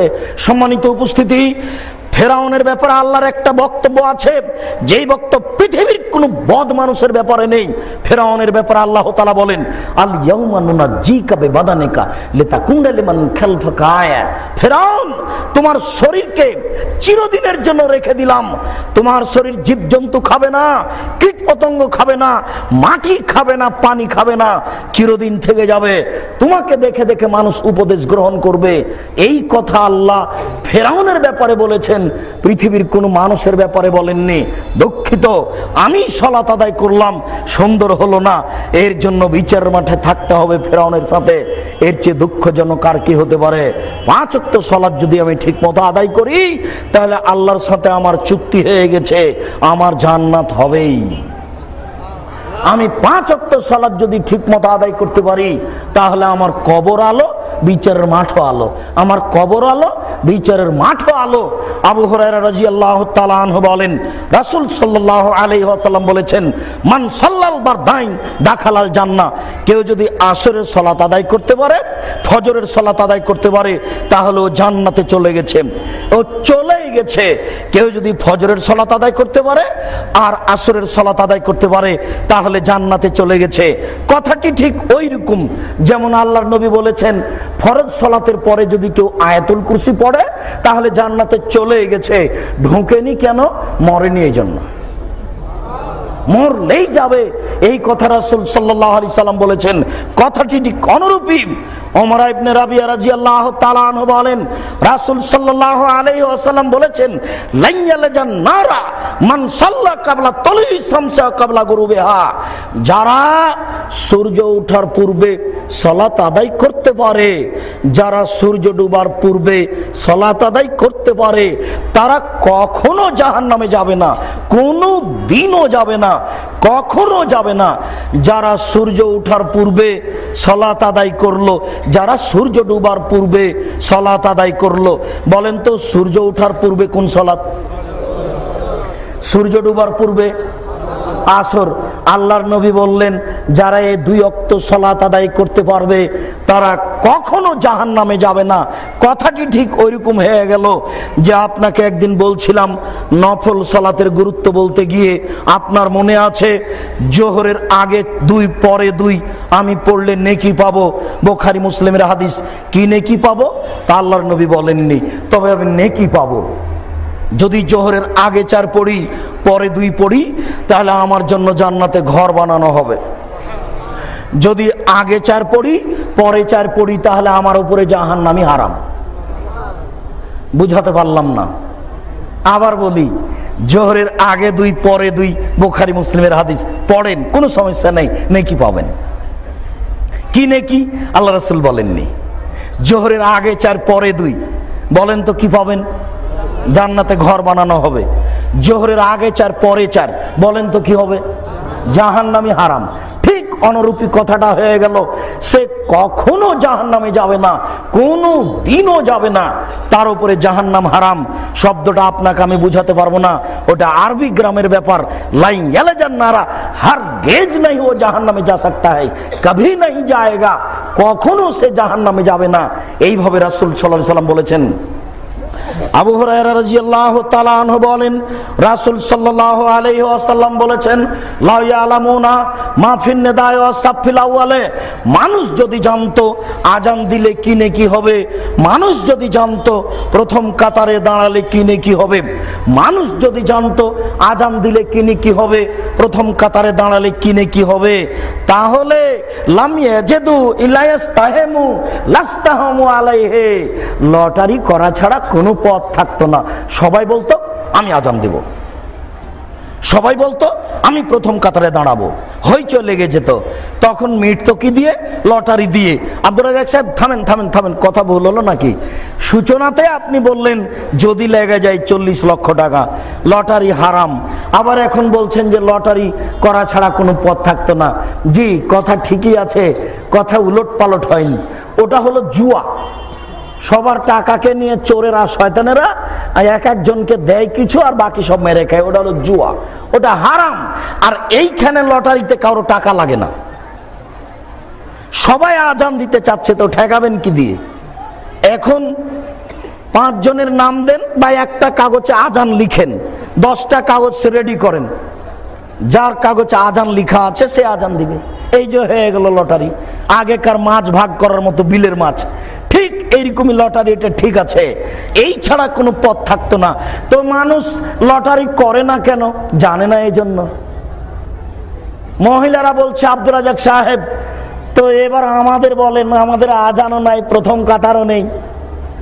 জি, আপনারা প্রথম কাতারে দাঁড়ায় না, নাহলে নেকি কমে যাবে। আপনারা এবার শেষ কাতারে দাঁড়ান, শেষ একটা, তাহলে আপনাদের নেকি বেশি হয়ে যাবে। এটা একবারে সম্পূর্ণ উল্টা। আপনাদেরকে শেষ কাতারে দাঁড়াতে হবে, প্রথম কাতারে নয়।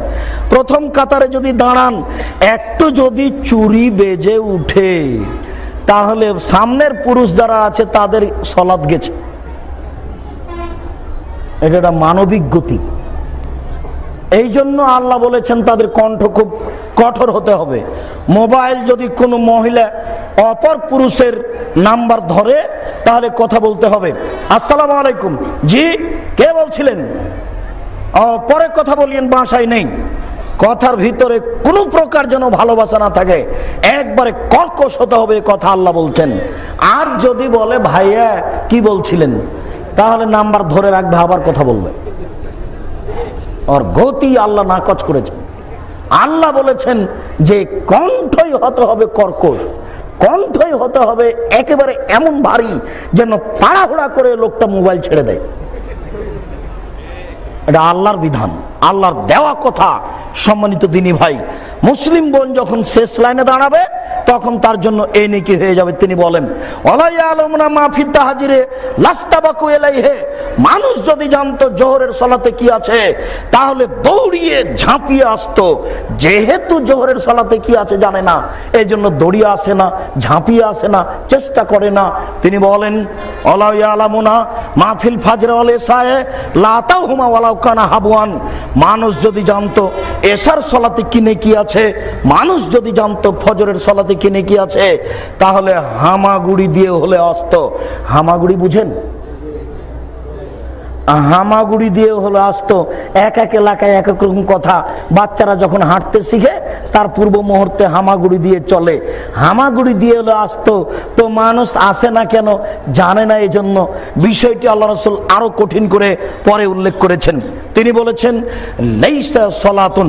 আবু হুরায়রা রাদিয়াল্লাহু তাআলা আনহু বলেন রাসূল সাল্লাল্লাহু আলাইহি ওয়াসাল্লাম বলেছেন লাইসা সালাতুন আসকালা আলাল মুনাফিকিনা মিনাল ফাজর ওয়াল ইশায়ে ওয়ালা ইয়ালামুনা মা ফিহিমা লা আতাহুমা ওয়ালাউ কানা হাবওয়ান। সবচেয়ে ভারী সালাত মুনাফিকের উপরে ফজরের সালাত আর এশার সালাত। সবচেয়ে ভারী সালাত মুনাফিকের উপরে ফজরের সালাত আর এশার সালাত। এদিকে দেখেন, এই ছেলে দেখো এদিকে, তোমার ভিতরে মুনাফিকি আছে। বক্তব্যের সাথে মুনাফিকি করবে না জিন্দেগিতে। শোনো, একটা কথার সাথে কোনোদিন আপোষ করো না জীবনে। একটা কাজের সাথে জীবনে কোনোদিন আপোষ করো না। শুনে রাখো, সেটা হলো সালাত। শুধুমাত্র এটাই তোমার কাজ, বাকিগুলো সব অন্যের কাজ। কাজ করতে এসেছো টাকা পয়সা, এটা তোমার বাপ মায়ের কাজ। কাজ করতে এসেছো চাকরি বাকরি করছো, ব্যবসা বাণিজ্য, এটা তোমার বাপ মায়ের কাজ। টাকা নিয়ে গিয়ে বাপ মাকে দিবা, টাকা পয়সা নিয়ে গিয়ে ছেলে মেয়েকে দিবা। বিশ্বাস করো, তুমি পৃথিবীতে সবই তোমার অন্যের কাজ, আর এটাই হলো তোমার কাজ। কোনোদিন সালাতের সাথে আপোষ করো না। শুনুন মুরব্বি, জিন্দেগিতে কোনোদিন একটা কাজের সাথে আপোষ করিয়েন না, সেটা হলো সালাত। কখনো বলিয়েন না আচ্ছা একটু পরে যাচ্ছি, আচ্ছা আজকে ভালো লাগছে না কাল থেকে পড়বো। আপোষ করা জীবনে কোনোদিন একটা কাজের সাথে আপোষ করিয়েন না, সেটা হলো সালাত। কথা আমার বুঝতে পারেননি? বহুদিন আপনাকে বলেছি সালাত এমন একটা আশ্চর্য ইবাদত যা মানুষের কোনো সমস্যা বুঝে না, একবারে অবাক ধরনের ইবাদত। এই কারণেই সেই কালে ইমাম আহমদ ইবনে হাম্বল রাহিমাহুল্লাহ বলেছেন অলসতা করে যদি কেউ এক ওয়াক্ত সালাত ছেড়ে দেয় তাহলে তাকে হত্যা করতে হবে। এই কারণেই সেই কালে ইমাম আবু হানিফা রাহিমাহুল্লাহ বলেছেন অলসতা করে যদি কেউ এক ওয়াক্ত সালাত ছেড়ে দেয় তাহলে জেলখানায় বন্দি করে পিটিয়ে সালাত আদায় করাতে হবে। বর্তমান আরবি বিদ্বানগণ এখন বলছেন স্বামী নামাজ পড়ে স্ত্রী পড়ে না, স্ত্রী নামাজ পড়ে স্বামী পড়ে না, তাহলে বিভাগ কেটে গেছে। চেয়ারম্যান লাগে না, মেম্বার লাগে না, খাতা কলম লাগে না, কাজী লাগে না, এমনিতেই গেছে। আরবি বিদ্বানগণ আরো বলছেন বেনামাজে যদি মারা যায় তাহলে তাকে মুসলমানের কবরস্থানে কবর দিতে হবে না, ওকে ফেলে দিতে হবে শ্মশান ঘাটে। শ্মশান ঘাট বুঝেন কি আপনারা? যেখানে হিন্দু মারা গেলে ফেলে দিতে হয়। আরবি বিদ্বানগণের কলম কত কঠিন। এখানে আমি আপনাদেরকে যেটা বলেছি সেটা হলো এই, আব্দুল রাজ্জাক সাহেব বলেছেন এই ছেলেটার বয়স 15 বছর, নামাজ পড়ে না, ওর বাপ নেই। আমারটা মনে নাই? আমারটা কি বলেন তো দেখি? ভুলে যাচ্ছেন মনে হয় আস্তে করে। এই ছেলেটার বয়স 15 বছর, নামাজ পড়ে না, বলেন তো কি? ওর বাপ নেই। আমারটাই বেশি দলিল মজবুত। কেন? আল্লাহর নবী কোনোদিন কোনো ছেলেকে বলেননি এই ছেলে তোমার বয়স 7 বছর, নামাজ পড়ো, এই তোমার বয়স 7 বছর, সালাত আদায় করো, এটা বলেননি। কখন আল্লাহ রাসূল বলেননি এই ছেলে তোমার বয়স 10 বছর, সালাত আদায় করো, নাহলে তোমাকে পিটাবো, এইভাবে কখনো তিনি বলেননি। তিনি বলেছেন মৌরু আওলাদাকুম বিসসালাত ওয়া হুম আবনাউ সাবঈ সিনিনা। ও পিতাগণ, ও পিতারা শোনো, বাপেরা শোনো, তোমরা তোমাদের ছেলে মেয়েকে সালাত আদায় করতে বলো যখন তার বয়স 7 বছর, পিটিয়ে তাকে সালাত আদায় করাও যখন তার বয়স 10 বছর। আল্লাহর নবী ছেলেটাকে বললেন না, তার পিতাকে বললেন? আমারটাই ঠিক, এই ছেলেটার বয়স 15 বছর সালাত আদায় করে না, তার বাপ নেই, এ কথাই ঠিক। বাপ বেঁচে আছে, ছেলে সালাত আদায় করবে না, এটা হতে পারে না।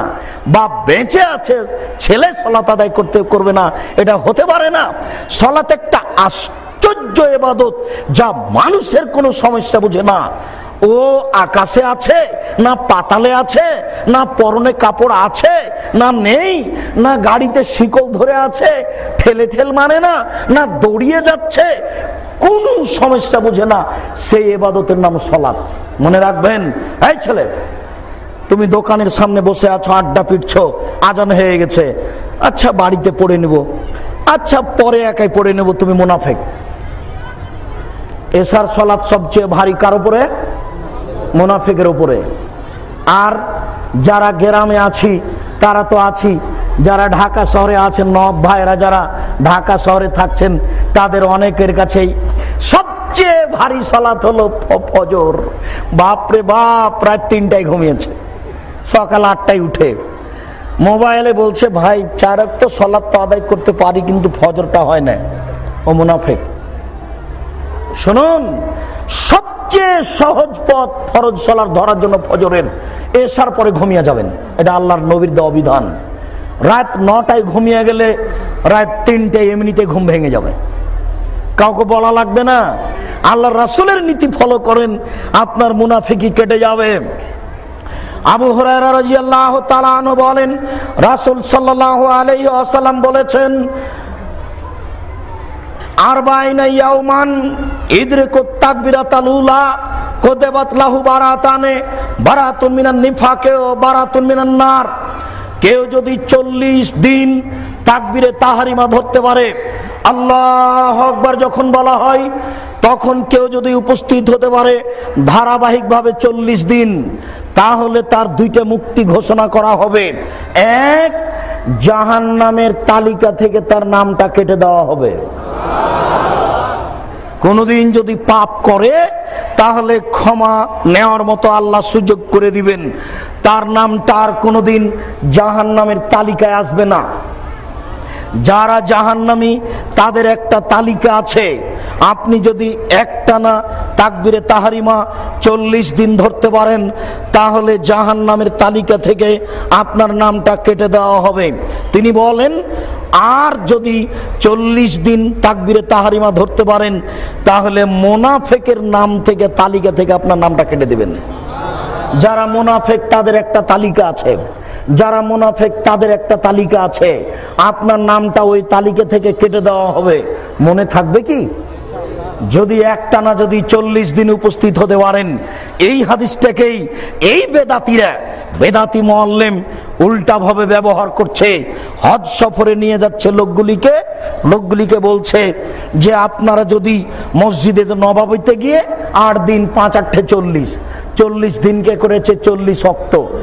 8 দিন যদি 5 ওয়াক্ত সালাত মসজিদে নববীতে উপস্থিত হতে পারেন, তাহলে আপনাদের নাম মুনাফিকের তালিকা থেকে কেটে যাবে আর জাহান্নামের তালিকা থেকে কেটে যাবে। কত বড় নগদ মিথ্যা কথা! আপনাকে আমি কি দিয়ে বুঝাই? আল্লাহর নবী মদিনার মানুষ হজ করতে কোথায় গেলেন? মক্কায় গেলেন। আর এই প্রতারক মুআল্লিম প্রতারণা দিয়ে বলছেন যে মক্কা থেকে মদিনায় চলেন, 8 দিন 5 ওয়াক্ত সালাতে উপস্থিত হবেন, তাহলে 2টা তালিকার নাম কেটে যাবে আর আপনার নাম হয়ে যাবে জান্নাতীদের তালিকায়, ভালো মানুষের তালিকায়। কিভাবে প্রতারণা দিচ্ছে! একে তো 40 দিনকে করেছে 40 ওয়াক্ত, আবার কাজ হলো সবার কাবা ঘরে নিয়ে আসলো মদিনায় প্রতারণা দিয়ে। দুঃখিত, সেই জন্য এই কথাটা আমি বলেছিলাম আপনাকে, যারা হজ করতে যায় তারা আল্লাহর মেহমান। যারা হজ করতে যায় তারা কার মেহমান? আল্লাহর মেহমান। আল্লাহর নবী একাধিকবার বলেছেন, তিনি বলেছেন আরাফার মাঠে যত পাপ ক্ষমা হয় পৃথিবীর আর কোনো জায়গায় তত পাপ ক্ষমা হয় না। আরাফার মাঠে যত পাপ ক্ষমা হয় পৃথিবীর আর কোনো জায়গায় তত পাপ ক্ষমা হয় না। তাহলে আল্লাহর মেহমানগণ আরাফার মাঠে গিয়ে কাবা ঘরের ইমামকে নিয়ে আখেরি মুনাজাত করবে, কত বড় ভালো কাজ হয়ে যাবে। আল্লাহর মেহমানগণ কাবা ঘরের ইমামকে নিয়ে আরাফার মাঠে আখেরি মোনাজাত করতে পারছেন না, আখেরি মোনাজাত চলে না, আরে ঢাকা টুঙ্গির মাঠে তুরাগ নদীর তীরে পেশাব পায়খানার উপরে আখেরে মোনাজাত চলে, কানাকে হাইকোর্ট দেখাচ্ছে। আমাদেরকে পাগল পেয়েছে, হুজুর আমাদেরকে পাগল বানিয়েছেন। আমরা প্রতারণায় পড়েছি। ধর্মে এমন নয়। যদি আখেরে মোনাজাত চলতো তাহলে কোথায় চলতো? আরাফার মাঠে চলতো। যারা উপস্থিত হয়েছে তারা সবাই দামি। বুঝাতে পারি না তারা কে বলেন তো? তারা আল্লাহর মেহমান। পৃথিবীতে সবচেয়ে যেখানে পাপ বেশি ক্ষমা হয় সেটা কোনটা বলেন? সেটা আরাফার মাঠ, আরাফার দিন। সেইখানে চলে না, এইটা আপনার এইখানে চলে। এই ছেলে, তোমাকে প্রথমে বলেছি তোমার হুজুর তোমাকে প্রতারণা দিয়েছে, তুমি সাবধান থেকো। উসমান রাদিয়াল্লাহু তাআলা আনহু বলেন, রাসূল সাল্লাল্লাহু আলাইহি সাল্লাম বলেছেন, মান সাল্লাল ইসাবে জামাতিন কান্নামা সাল্লা নিসফাল লাইলে। কেউ যদি এশার সালাত জামাতে পড়তে পারে তাহলে সে অর্ধেক রাত সালাত আদায় করলো। ওমান সাল্লাল ফাজরাবে জামাতিন কান্নামা সাল্লাল লাইলা কুল্লাহু। কেউ যদি ফজরের সালাত জামাতে আদায় করতে পারে তাহলে সারা রাত সালাত আদায় করলো। সারা রাত সালাত আদায় করলে যা নেকি হয়, ফজরের সালাত আদায় করলে তাই নেকি হবে। এশার সালাত জামাতে আদায় করলো, অর্ধেক রাত সালাত আদায়ের নেকি পেয়ে গেল। ফজরের সালাত জামাতে আদায় করলো, অর্ধেক রাত পুরো রাত সালাত আদায় করার নেকি পেয়ে গেল। সম্মানিত উপস্থিতি, আজকের আলোচনার শেষ হাদিস। আমি আপনাদের বসে থাকা দেখে খুবই খুশি, কিন্তু আমি একটু ব্যস্ত আছি, মনে কিছু নিয়েন না। মনে হয় সময় পার হয়ে গেল। ভাইজানারা আমাকে কেউ কিছু বলছেন না, তারা সবাই মনে হয় এমনি বেখেয়াল বসে আছি। সময়ের গতিতে হবে। আজকের সময় একেবারেই গুটিয়ে নিয়ে এসে শেষ হাদিসটি বলি। আবু হুরায়রা রাদিয়াল্লাহু তাআলা আনহু বলেন, আল্লাহর নবী বলেছেন, মান খারাজা মিন বাইতিহি মুতাতাহহিরান। কেউ যদি বাড়ি থেকে ওযু করে বের হয়, শোনেন, মসজিদে নল আছে ওযু করার, ওইখানে ওযু করলে নাকি হবে না। ওখানে ওযু করে আপনি সালাত আদায় করেন, তাতে অসুবিধা নেই, কিন্তু এখন যেটা বলছে সেটা হবে না। আল্লাহর নবী বলছেন, মান খারাজা মিন বাইতিহি মুতাতাহহিরান। কেউ যদি বাড়ি থেকে বের হয় ওযু করে, এলা সালাতিন মাকতুবা, ফরজ সালাত আদায় করার উদ্দেশ্যে, তাহলে ফাজরহু কাজরিল হাজ্জিল মুহরিমে। ইহরাম বেঁধে ফরজ হজ করলে যে নেকি হয় সেই নেকি হবে।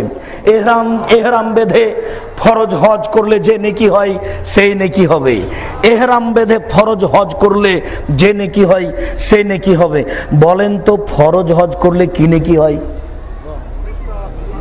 নিষ্পাপ। ও হয়ে যায় সেই দিনের মতো যেদিন তার মা তাকে জন্ম দিয়েছে, নিষ্পাপ। আপনি নিষ্পাপ হয়ে গেলেন। আর ওই কথাটা মনে রাখবেন, আমি যদি 5 ওয়াক্ত সালাত আদায় করতে পারি তাহলে আল্লাহর সাথে আমার একটা চুক্তি হয়ে গেছে। কি চুক্তি হয়ে গেছে বলেন তো? আল্লাহ আমাকে জান্নাত দিবেন, এ ব্যাপারে আমার চুক্তি হয়ে গেছে। এ ব্যাপারে আমি নিশ্চিত ইনশাআল্লাহ জান্নাত যাব। এই খেয়ালে আপনি 5 ওয়াক্ত সালাত আদায় করবেন। তিনি বলেন, মান খারাজা মিন বাইতিহি ইলা যুহা। কেউ যদি ওযু করে বাড়ি থেকে বের হয় চাস্তের সালাত আদায় করব মনে করে, কেউ যদি বাড়ি থেকে বের হয় ওযু করে চাস্তের সালাত আদায় করব মনে করে, ফাজরহু কাজরিল মুতামিরে, তাহলে উমরা করলে যে নেকি হয় সেই নেকি হবে। তাহলে উমরা করলে যে নেকি হয় সেই নেকি হবে। শেষ বাক্য আল্লাহর নবী বললেন, ফা সালাতুন বাদা আসরে সালাতিন। এক সালাতের পরে আর এক সালাত, এক সালাতের পরে আর এক সালাত। জোহরের পড়েছি, আসরের পড়লাম, আসরের পড়েছি, মাগরিব পড়লাম, মাগরিব পড়েছি, এশা পড়লাম, এশা পড়েছি, ফজর পড়লাম। তাহলে মাকতুবুন ফি ইল্লিন, আমার নামটা সিজ্জিন থেকে কেটে ইল্লিনে দিয়ে দেওয়া হবে। আমার নামটা সিজ্জিন থেকে কেটে ইল্লিনে দিয়ে দেওয়া হবে। আমার নামটা সিজ্জিন থেকে কেটে ইল্লিনে দিয়ে দেওয়া হবে। সিজ্জিনে নাম লিস্ট হয় জাহান্নামীদের, আর ইল্লিনে নাম লিস্ট হয় জান্নাতীদের। আমি কি বুঝাতে পেরেছি? সম্মানিত দিনী ভাই, সুন্দর করে 5 ওয়াক্ত সালাত আদায় করার চেষ্টা করুন। আহাল পরিবার নিয়ে সবাই ঠিক ঠিক সালাত আদায় করুন। আমি আজকে আর অন্য বিষয়ে বিস্তারিত বলার সুযোগ গ্রহণ করলাম না, সময় সাপেক্ষে হবে। আমার শেষ কথাটি অতীব জরুরি। সম্মানিত দিনী ভাই, আমি প্রায় 12 থেকে 15 বছর থেকে ঢাকা আসি। তখন থেকেই আমি মনে মনে বলতাম ঢাকায় বা ঢাকার আশেপাশে কোথায় একটা বিশাল ভূখণ্ড পাওয়া যাবে যেখানে একটা উন্নত মানের প্রতিষ্ঠান গড়া যাবে, যেখানে ছেলেমেয়েরা উন্নত মানের শিক্ষা অর্জন করে জাতির অন্যায়ের বিরুদ্ধে লড়বে। ভাবতে ভাবতে সেই দিন দেখলাম 2013 সালে হাটাবো বীরহাটাবো রূপগঞ্জ নারায়ণগঞ্জ ঢাকা এলাকার লোকেরা আমার হাতে 14 বিঘা জমি হস্তান্তর করেছে। আমি 2013 সালের 24শে আগস্ট সকাল 11টার সময় জাতির উদ্দেশ্যে বলেছি আমার হাতে টাকা নাই, এ কথাও সত্য, এখানে প্রতিষ্ঠান গড়বে এ কথাও সত্য, গড়বেই গড়বে। কিভাবে গড়বে তা আমি জানি না, তবে গড়বে এতে আমি বিশ্বাসী, আমার নিয়তে কোনো ত্রুটি নেই। আমি চাচ্ছি এই প্রতিষ্ঠানের ছেলেরা উন্নত মানের শিক্ষা অর্জন করে বাংলা আরবি ইংরেজি এই 3 ভাষায় মুখে কলমে মিডিয়ায় অন্যায়ের বিরুদ্ধে লড়বে। আমি অচিরেই এটা দেখতে পাচ্ছি ইনশাল্লাহ হবে। ভারত বাংলাদেশ পাকিস্তান এশিয়া মহাদেশে সবচেয়ে উন্নত মানের একটা প্রতিষ্ঠান গড়তে চাই। আমার নিয়তে কোনো ত্রুটি নেই, অতএব আমি সফল হবই ইনশাআল্লাহ। আমি আপনাদেরকে দিনী ভাই ও বোন হিসেবে প্রথম যেটা দাবি রেখেছি সেটা হলো এই, আমার জন্য এই প্রতিষ্ঠানের জন্য একটু দোয়া করবেন, আল্লাহ যেন এই প্রতিষ্ঠানকে কবুল করেন, আল্লাহুম্মা আমিন। এরপরে আপনি পরামর্শ দিবেন, আপনার পরামর্শকে মূল্যায়ন করা হবে। এরপরে আপনি ছেলে মেয়ে পাঠাবেন, উন্নত মানের থাকা খাওয়ার ব্যবস্থা রয়েছে, উন্নত মানের শিক্ষার ব্যবস্থা রয়েছে। শিক্ষক শিক্ষিকা প্রায় সবাই মাস্টার ডিগ্রি পাস, মদিনা বিশ্ববিদ্যালয় থেকে পড়া, তাদের থাকা খাওয়া সব পৃথক পৃথক, উন্নত মানের ব্যবস্থা রয়েছে। আপনি পরামর্শ দিবেন, মূল্যায়ন করা হবে। আর আপনি আমার দিনী ভাই, আমি সাধারণ অসহায় মানুষ, আপনি আমার দিনী ভাই, আপনাকে দিনী ভাই হিসাবে শেষ কথাটি বলে রাখছি, মনে রাখবেন আমি বিশ্বাসী পতিতালয়ের মেয়েকে পানি পান করিয়ে যদি মানুষ জান্নাত পেতে পারে, পতিতালয়ের মেয়েকে পানি পান করিয়ে যদি মানুষ জান্নাত যেতে পারে, তাহলে এই প্রতিষ্ঠানকে ভালোবাসা দেখিয়ে এই প্রতিষ্ঠানে আপনার উপস্থিত হয়ে আর্থিক অংশগ্রহণ করে সে জান্নাত লাভ করবে ইনশাআল্লাহ। আমি আমার পক্ষ থেকে আপনাকে দিনী ভাই ও বোন হিসাবে অনুরোধ করে জানাচ্ছি, আপনি একটু দেখে প্রতিষ্ঠানটাকে মূল্যায়ন করুন। 10 টাকা হলেও নিজে গিয়ে অংশগ্রহণ করে প্রতিষ্ঠানটাকে মূল্যায়ন করবেন, এটা আমার আন্তরিক দাবি। আপনি আমার দিনী ভাই হিসাবে আন্তরিক দাবি রেখে গেলাম, আপনি মূল্যায়ন করুন। আল্লাহর নবীর চলেনি অর্থ ছাড়া, আমার চলবে অর্থ ছাড়া, এ কথা ঠিক নয়। অতএব সবাইকেই এই প্রতিষ্ঠানকে মূল্যায়ন করতে হবে, আমার অনুরোধ রক্ষা করুন। আর এই তাওজিহুল কোরআন আছে, আমার লেখা আরো অনেক বই আছে, বিশেষ করে উপদেশ আছে কিনা দেখেন। তাওজিহুল কোরআন বইটি অতীব উন্নত মানের তাফসির, আপনি পড়ুন। সকল দিনী ও ভাই বোনকে বইগুলি পড়ার অনুরোধ রেখে জামিয়া সালাফিয়া রূপগঞ্জ নারায়ণগঞ্জ ঢাকা এই প্রতিষ্ঠানকে মূল্যায়ন করার অনুরোধ রেখে আজকের যে কথাগুলি বললাম সেই কথাগুলি মেনে চলার অনুরোধ রেখে আজকের সংক্ষিপ্ত আলোচনা এখানে শেষ করছি। শুকরিয়া, জাযাকুমুল্লাহ।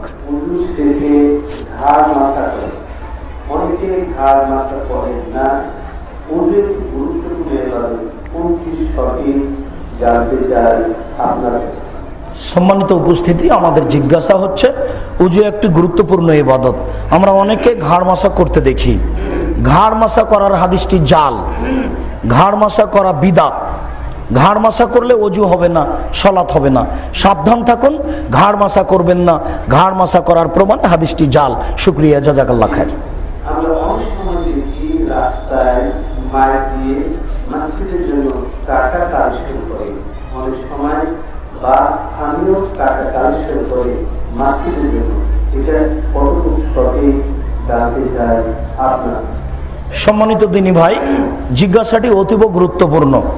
আমরা দেখি বাস থামিয়ে অনেক সময় বাধ্য করে মসজিদের জন্য টাকা আদায় করা হয়। এইভাবে টাকা আদায় করে মসজিদ নির্মাণ করা যাবে না। প্রথমত এই টাকাগুলি ঠিক কি বেঠিক তা বোঝা যায় না। আর এইভাবে জনগণকে মসজিদ নির্মাণের জন্য বাধ্য করা যাবে না। যারা মসজিদে সালাত আদায় করে তারাই মসজিদ নির্মাণ করবে। যতদিন টাকা না আছে ততদিন কুদাল দিয়ে দাগ কেটে রেখে দেবে, এইটুকুর নাম মসজিদ। এরপরে যেদিন টাকা হবে সেদিন খড় দিয়ে ঘেরবে, এরপরে যেদিন টাকা হবে সেদিন মাটির দেওয়াল দিয়ে ঘেরবে, এরপর যেদিন টাকা হবে সেদিন ইট দিয়ে ঘেরবে, এরপরে যেদিন টাকা হবে সেদিন স্বর্ণ দিয়ে ঘেরবে। এইভাবে টাকা আদায় করে মসজিদ নির্মাণ করা মানে মসজিদকে অপমান করা। সাবধান থাকবেন, এইদিকে যাবেন না। আমরা সমাজে দেখি বিবাহ কথাবার্তা ঠিক করে এঙ্গেজমেন্ট করে, অর্থাৎ বইয়ের হাতে আংটি পরিয়ে দেয়। এটি কতটুকু সুন্দর? বিবাহের পূর্বে দেখতে গিয়ে মেয়ের হাতে আংটি পরিয়ে দেওয়া হয়, একটা বিবাহের চুক্তিনামা। বিবাহের পূর্বে মেয়ে দেখতে গিয়ে টাকা দেওয়া হারাম, আংটি দেওয়া হারাম, ঘড়ি দেওয়া হারাম। এই সব অনুষ্ঠান না যায় হারাম। আমি যেভাবে জানি বিভিন্ন জায়গার পরিস্থিতি, তাতে বিবাহকে লক্ষ্য করে যত কাজ আছে সবই হারাম, কোনো অনুষ্ঠানই বৈধ নয়। বিশেষ করে আংটি পরানো কাজটি অতীব নোংরা, শরীয়ত বিরোধী। শরীয়ত এটা কোনো মতেই সমর্থন করে না। ছেলে গিয়ে মেয়েকে দেখবে, কুলাতে না পারলে তার মাকে পাঠাবে বা বোনকে পাঠাবে, বিবাহ ঠিক হয়ে যাবে। বাপের উপস্থিতিতে দুইজন সাক্ষীতে বিবাহ হবে, এটাই শরীয়ত। এইভাবে আংটি দেওয়া নাজায়েজ, হারাম, অবৈধ কাজ। বেঁচে থাকবেন। মানুষ যখন মারা যায়, মেয়ে হোক অথবা পুরুষ হোক, ভালোভাবে লাশ দেখার জন্য তৈরি করে। যেমনকি মহিলার লাশ পুরুষেরা দেখেন, পুরুষের লাশ মহিলারা দেখেন। কতটুকু শরীয়ত সম্মত? এই জিজ্ঞাসাটিও অতীব গুরুত্বপূর্ণ। মানুষ মরার পরে তাকে দেখার জন্য মানুষ খুব একেবারে ভেঙে পড়ে, সেখানে হুমড়ি খেয়ে পড়ে। পুরুষ দেখে নারীকে, নারী দেখে পুরুষকে। মানুষ মরার পরেও তার লাশ দেখা যায়, কবরে রেখেও তার লাশ দেখা যায়, কবর থেকে উঠিয়েও প্রয়োজনে লাশ দেখা যায়, এতে কোনো সমস্যা নেই। কিন্তু পুরুষ নারীকে দেখতে পারে না, নারী পুরুষকে দেখতে পারে না, এইটা হারাম। দেখবে কে? যারা মাহারাম তারাই দেখবে। মেয়ে দেখতে পারে বাপকে, বাপ দেখতে পারে মেয়েকে, ভাই দেখতে পারে, বোন দেখতে পারে। ওই মাহারাম হিসাবে যারা আছে তারা দেখতে পারে। বাকিদের পুরুষ নারী পরস্পরে দেখা হারাম, কাবিরা গুনাহ।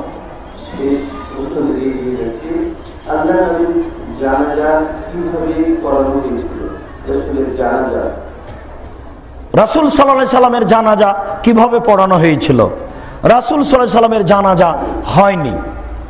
মুসলিম গ্রন্থে এসেছে, আল্লাহ রাসূলের লাশ যে ঘরে ছিল, সাহাবীগণ দুইজন একজন করে ভিতরে ঢুকে ওই জানাজার দোয়াটা পড়ে বের হয়ে চলে এসেছেন। তার আনুষ্ঠানিকভাবে জানাজা হয়নি। মুসলিম এ কথাই ঠিক। বাবা এবং মা, তার বাবা এবং মা তার সাথে পরকালে থাকবেন না, তার থেকে সম্পূর্ণ বিচ্ছিন্ন? মুহাম্মদ সাল্লাল্লাহু আলাইহি সাল্লামের পিতামাতা তার সাথে জান্নাতে থাকবেন কি সম্পূর্ণ পৃথক, বিচ্ছিন্ন? জি, মুহাম্মদ সাল্লাল্লাহু আলাইহি সাল্লামের পিতামাতা তার থেকে সম্পূর্ণ বিচ্ছিন্ন, তারা জান্নাতে যাবে না। তাদের ব্যাপারে ক্ষমা চাওয়ার জন্য অনুমতি চাওয়া হয়েছিল, আল্লাহ রাসূল চেয়েছিলেন, আল্লাহ অনুমতি দেননি। ইব্রাহিম আলাইহিস সালাম বাপের জন্য ক্ষমা চেয়েছিলেন, সেই ক্ষমার অনুমতি হয়নি। যারা মুশরিক অবস্থায় মারা গেছে তাদের জান্নাতে যাওয়ার কোনো সুযোগ নেই। বিচারের মাঠে আল্লাহর দয়া কারো প্রতি ভিন্ন হতে পারে, সেটা ভিন্ন কথা। তবে এটাই চূড়ান্ত বিধান, মুহাম্মদ সাল্লাল্লাহু আলাইহি সাল্লামের পিতামাতা তার সাথে জান্নাতে যাবে না, এটাই ঠিক। শুকরিয়া। এক মুসলিম আর এক মুসলিমের কাছে কিভাবে দোয়া চাইবেন, তিনি তার জন্য কিভাবে দোয়া করবেন? একজন মুসলিম আর একজন মুসলিমের কাছে দোয়া চাইবে, এটা একটা গুরুত্বপূর্ণ বিধান। আর একজন মুসলিম আর একজন মুসলিমের অগোচরে তার জন্য দোয়া করবেন, এটাই গুরুত্বপূর্ণ বিধান। যখন কেউ কাউকে দোয়ার জন্য বলবে তখন পরিস্থিতি অনুযায়ী দোয়া করবে, আর না হয় স্বাভাবিক দোয়া, আল্লাহুম্মা গফির লাহু আরহামহু, আল্লাহ তুমি তাকে ক্ষমা করো, তুমি তার প্রতি দয়া করো। আর না হলে কোনো অর্থ সম্পদের জন্য যদি বলে, বারাকাল্লাহু ফি আহলিকা ওয়া মালিকা, আল্লাহ আপনার অর্থ সম্পদে বরকত দান করুক। সবচেয়ে সহজ রাখবেন এটা। কেউ দুয়ার কথা বললে আল্লাহুম্মা গফির লাহু আরহামহু। আর বিদায়ের সময় দোয়া চাইলে আস্তাগফিরুল্লাহ দীনাকা ওয়া মানাতাকা ওয়া আখিরা মালিক ওয়া যাওয়াদাকাল্লাহু তাকওয়া গাফারা যামবাক ওয়া ইয়াসসারা লাকাল খায়রা হাইসুমা কুনতা। একজন মুসলিম অমুসলিমের বাসায় খেতে পারবে? জি, এটা একটা গুরুত্বপূর্ণ জিজ্ঞাসা। একজন মুসলিম কি অমুসলিমের বাসায় খেতে পারে? প্রয়োজনে খেতে পারে। দাওয়াতে আনুষ্ঠানিকভাবে কোনো মুসলিম অমুসলিমের বাসায় খেতে পাবে না।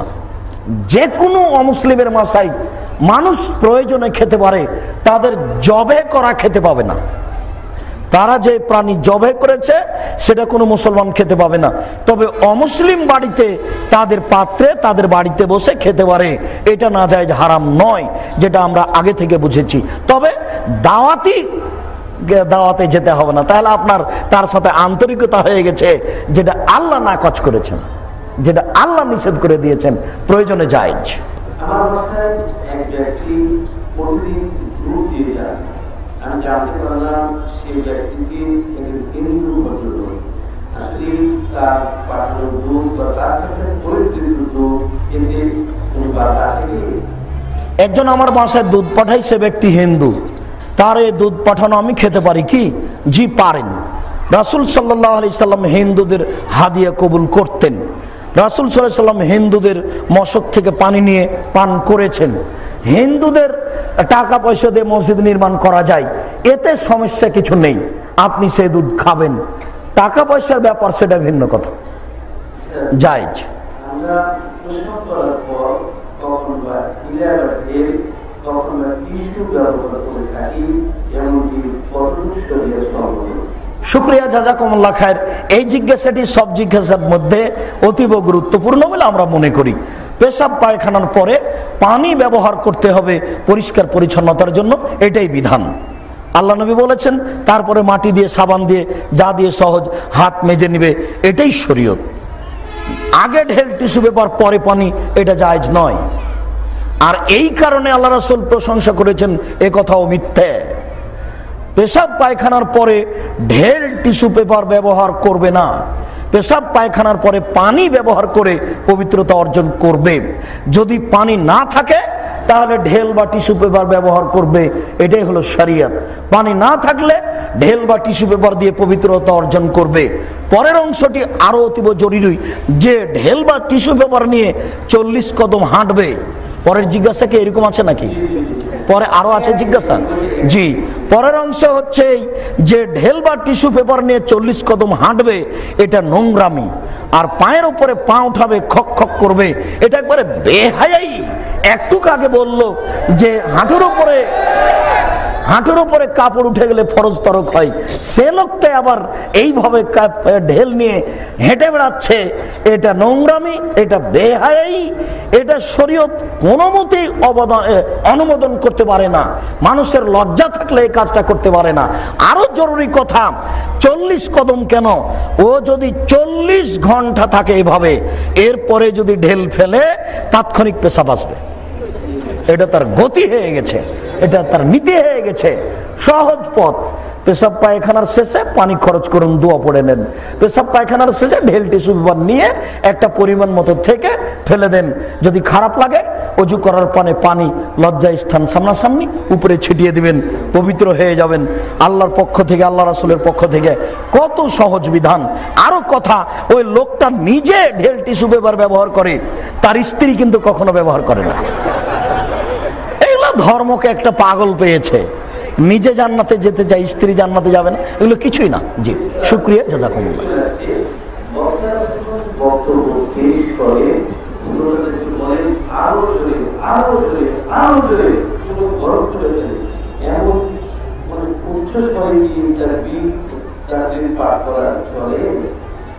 বক্তারা যখন বক্তব্য দেন তখন মাঝে মধ্যে বলেন যে আরো জোরে বলেন, আরো জোরে তাকবীর দেন। এগুলো একটাও শরীয়তে বৈধ নয়, সব নাজায়েজ। কণ্ঠসুরে বক্তব্য চলবে না, কণ্ঠসুরে বক্তব্যের কোনো অনুমতি নেই, যার কারণে কণ্ঠসুরের কথার কোনো প্রতিক্রিয়া নেই। বক্তব্যের একটা সুন্নাত আছে। জাবের রাদিয়াল্লাহু তাআলা বলেন, এজা খাতাবা, যখন আল্লাহ রাসূল বক্তব্য দিতেন, আহমারা তাইনাহু, দুই চোখ লাল হয়ে যেত, ওয়াস্তাদা গাজাবহু, রাগ বেশি হয়ে যেত, ওয়ালা সাউতহু, কণ্ঠ উঁচু হয়ে যেত, কান মুনজুরু জায়েজ, যেন তিনি সৈন্য দলকে ধমক দেখাচ্ছেন, এই করতে হবে, সেই করতে হবে। কথার একটা পাওয়ার থাকবে, যেখান দিয়ে যাবে কেটে ছিঁড়ে চলে যাবে। এর নাম বক্তব্য। আর হুবাহু অনুবাদ হতে হবে কোরআন হাদিসের। কি যে বললো কণ্ঠে, না আমরা বুঝলাম না জনগণ বুঝলো, এমনিতে। এই জন্য আপনারা 12টা 1টা পর্যন্ত বক্তব্য শোনার পরে কিছুই মনে থাকে না। শুনেন, এইভাবে বলা যাবে না। জিকির করেন, এই জিকির করা যাবে না, এগুলো সব বেদাত। সবগুলি থেকে বক্তাদেরকে জরুরিভাবে বেঁচে থাকতে হবে। অতীব গুরুত্বপূর্ণ জিজ্ঞাসা, এগুলো সব থেকে বেঁচে থাকতে হবে, সাবধান।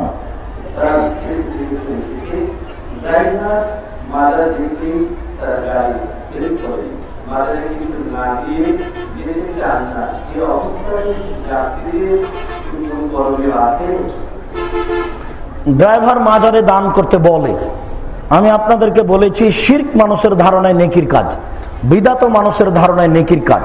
ড্রাইভার মনে করে মাজারে টাকা দিলে আমার গাড়ি অ্যাক্সিডেন্ট হবে না, এটা একটা বড় শিরক। আপনারা সম্ভবপর তাকে ঠেকানোর চেষ্টা করবেন। আপনারা যদি কিছু না বলেন তাহলে এই ড্রাইভারকে পাপ কাজে, শিরক কাজে সহযোগিতা করলেন, আপনিও পাপী হবেন। যে কোনো মূল্যে অন্তত নামার সময়তে বলে যাবেন, ড্রাইভার তোমার এটা ঠিক হয়নি, কবরে কিছু দেওয়া শিরক, সাবধান থাকুন, নিষেধ করতে হবে সবাকেই।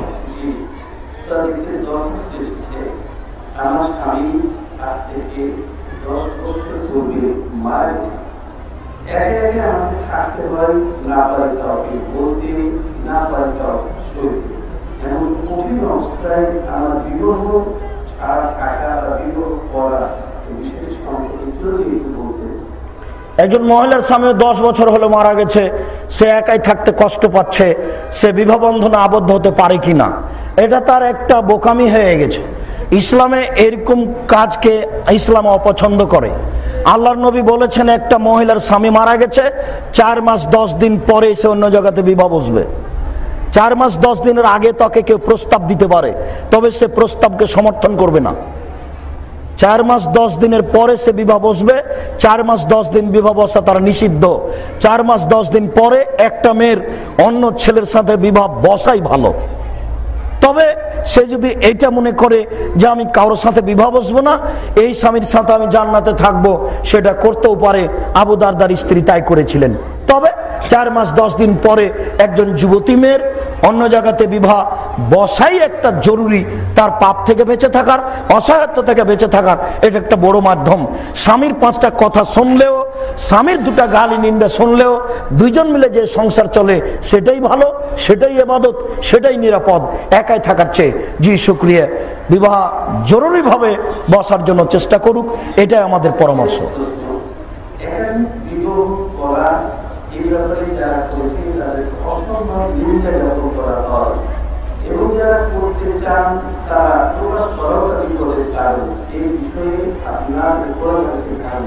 সম্মানিত দিনী ভাই, জিজ্ঞাসাটি আমাদের স্পষ্ট, এটা আল্লাহর বিধান। আল্লাহ যখন মানুষকে বিবাহ করতে বলেছেন তখন সূচনাতে 2টা থেকে আরম্ভ করেছে। আল্লাহ একটা বিবাহ করতে পরে বলছেন, আগে বলছেন যে 2টা বিবাহ করো, 3টা বিবাহ করো, 4টা বিবাহ করো। যদি তোমার ইনসাফে ত্রুটি হয় তাহলে একটা করো, যদি এটাও না পড়ো তাহলে দাসী নিয়ে থাকো, তাহলে তোমার পরকাল হারাবে না। বিবাহ শুরুই হয়েছে 2টা থেকে, 3টা থেকে, 4টা থেকে। সম্মানিত দিনী ভাই, আসলে এক একটা দেশের এক একটা মাটির প্রতিক্রিয়া। বাংলাদেশের মাটিতে কেউ যদি 2য় 3য় বিবাহ করতে চায় তাহলে নারী পুরুষ সবাই বলে তার চোখ খারাপ, তার আচরণ খারাপ, তার চরিত্র খারাপ, সেই জন্য সে আর একটা বিবাহ করেছে। এইটা শরীয়তের একটা মাথাতে আঘাত করা হয়েছে। এটা একটা নেহায়েত অন্যায় প্রতিক্রিয়া, নেহায়েত অন্যায় কথা। মানুষ যদি 2টা 3টা 4টা বিবাহ করত তাহলে শত শত মেয়েগুলি গার্মেন্টসে থেকে জীবন ধ্বংস করতো না। আর নারীরা এভাবে খোলা মাঠে ঘুরে চলে নিজের জীবনটা নষ্ট করতে না। আর সৌদি আরবের মাটি যদি কারো একজন স্ত্রী থাকে তাহলে মহিলাই বলে যে এর আচরণ মনে হয় বেইনসাফ, এই জন্য বিবাহ করতে চাচ্ছে না। সৌদি আরবের মেয়েরা একজন স্ত্রী থাকা খারাপ মনে করে, আর বাংলাদেশের মেয়েরা 2জন 3জন থাকা খারাপ মনে করে। আল্লাহর আদেশ করতে হবে, মানুষ করুক, এটাই ভালো, এটি ভালো ফল আছে। জি, তাহলে কথা শেষ করি। না, আমার মনে হয় সময় শেষ।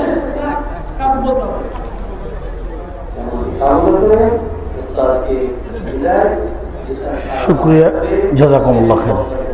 সুবহানাকাল্লাহুম্মা ওয়া বিহামদিকা আশহাদু আল্লা ইলাহা ইল্লা আনতা আস্তাগফিরুকা ওয়া আতুবু ইলাইক। আসসালামু আলাইকুম।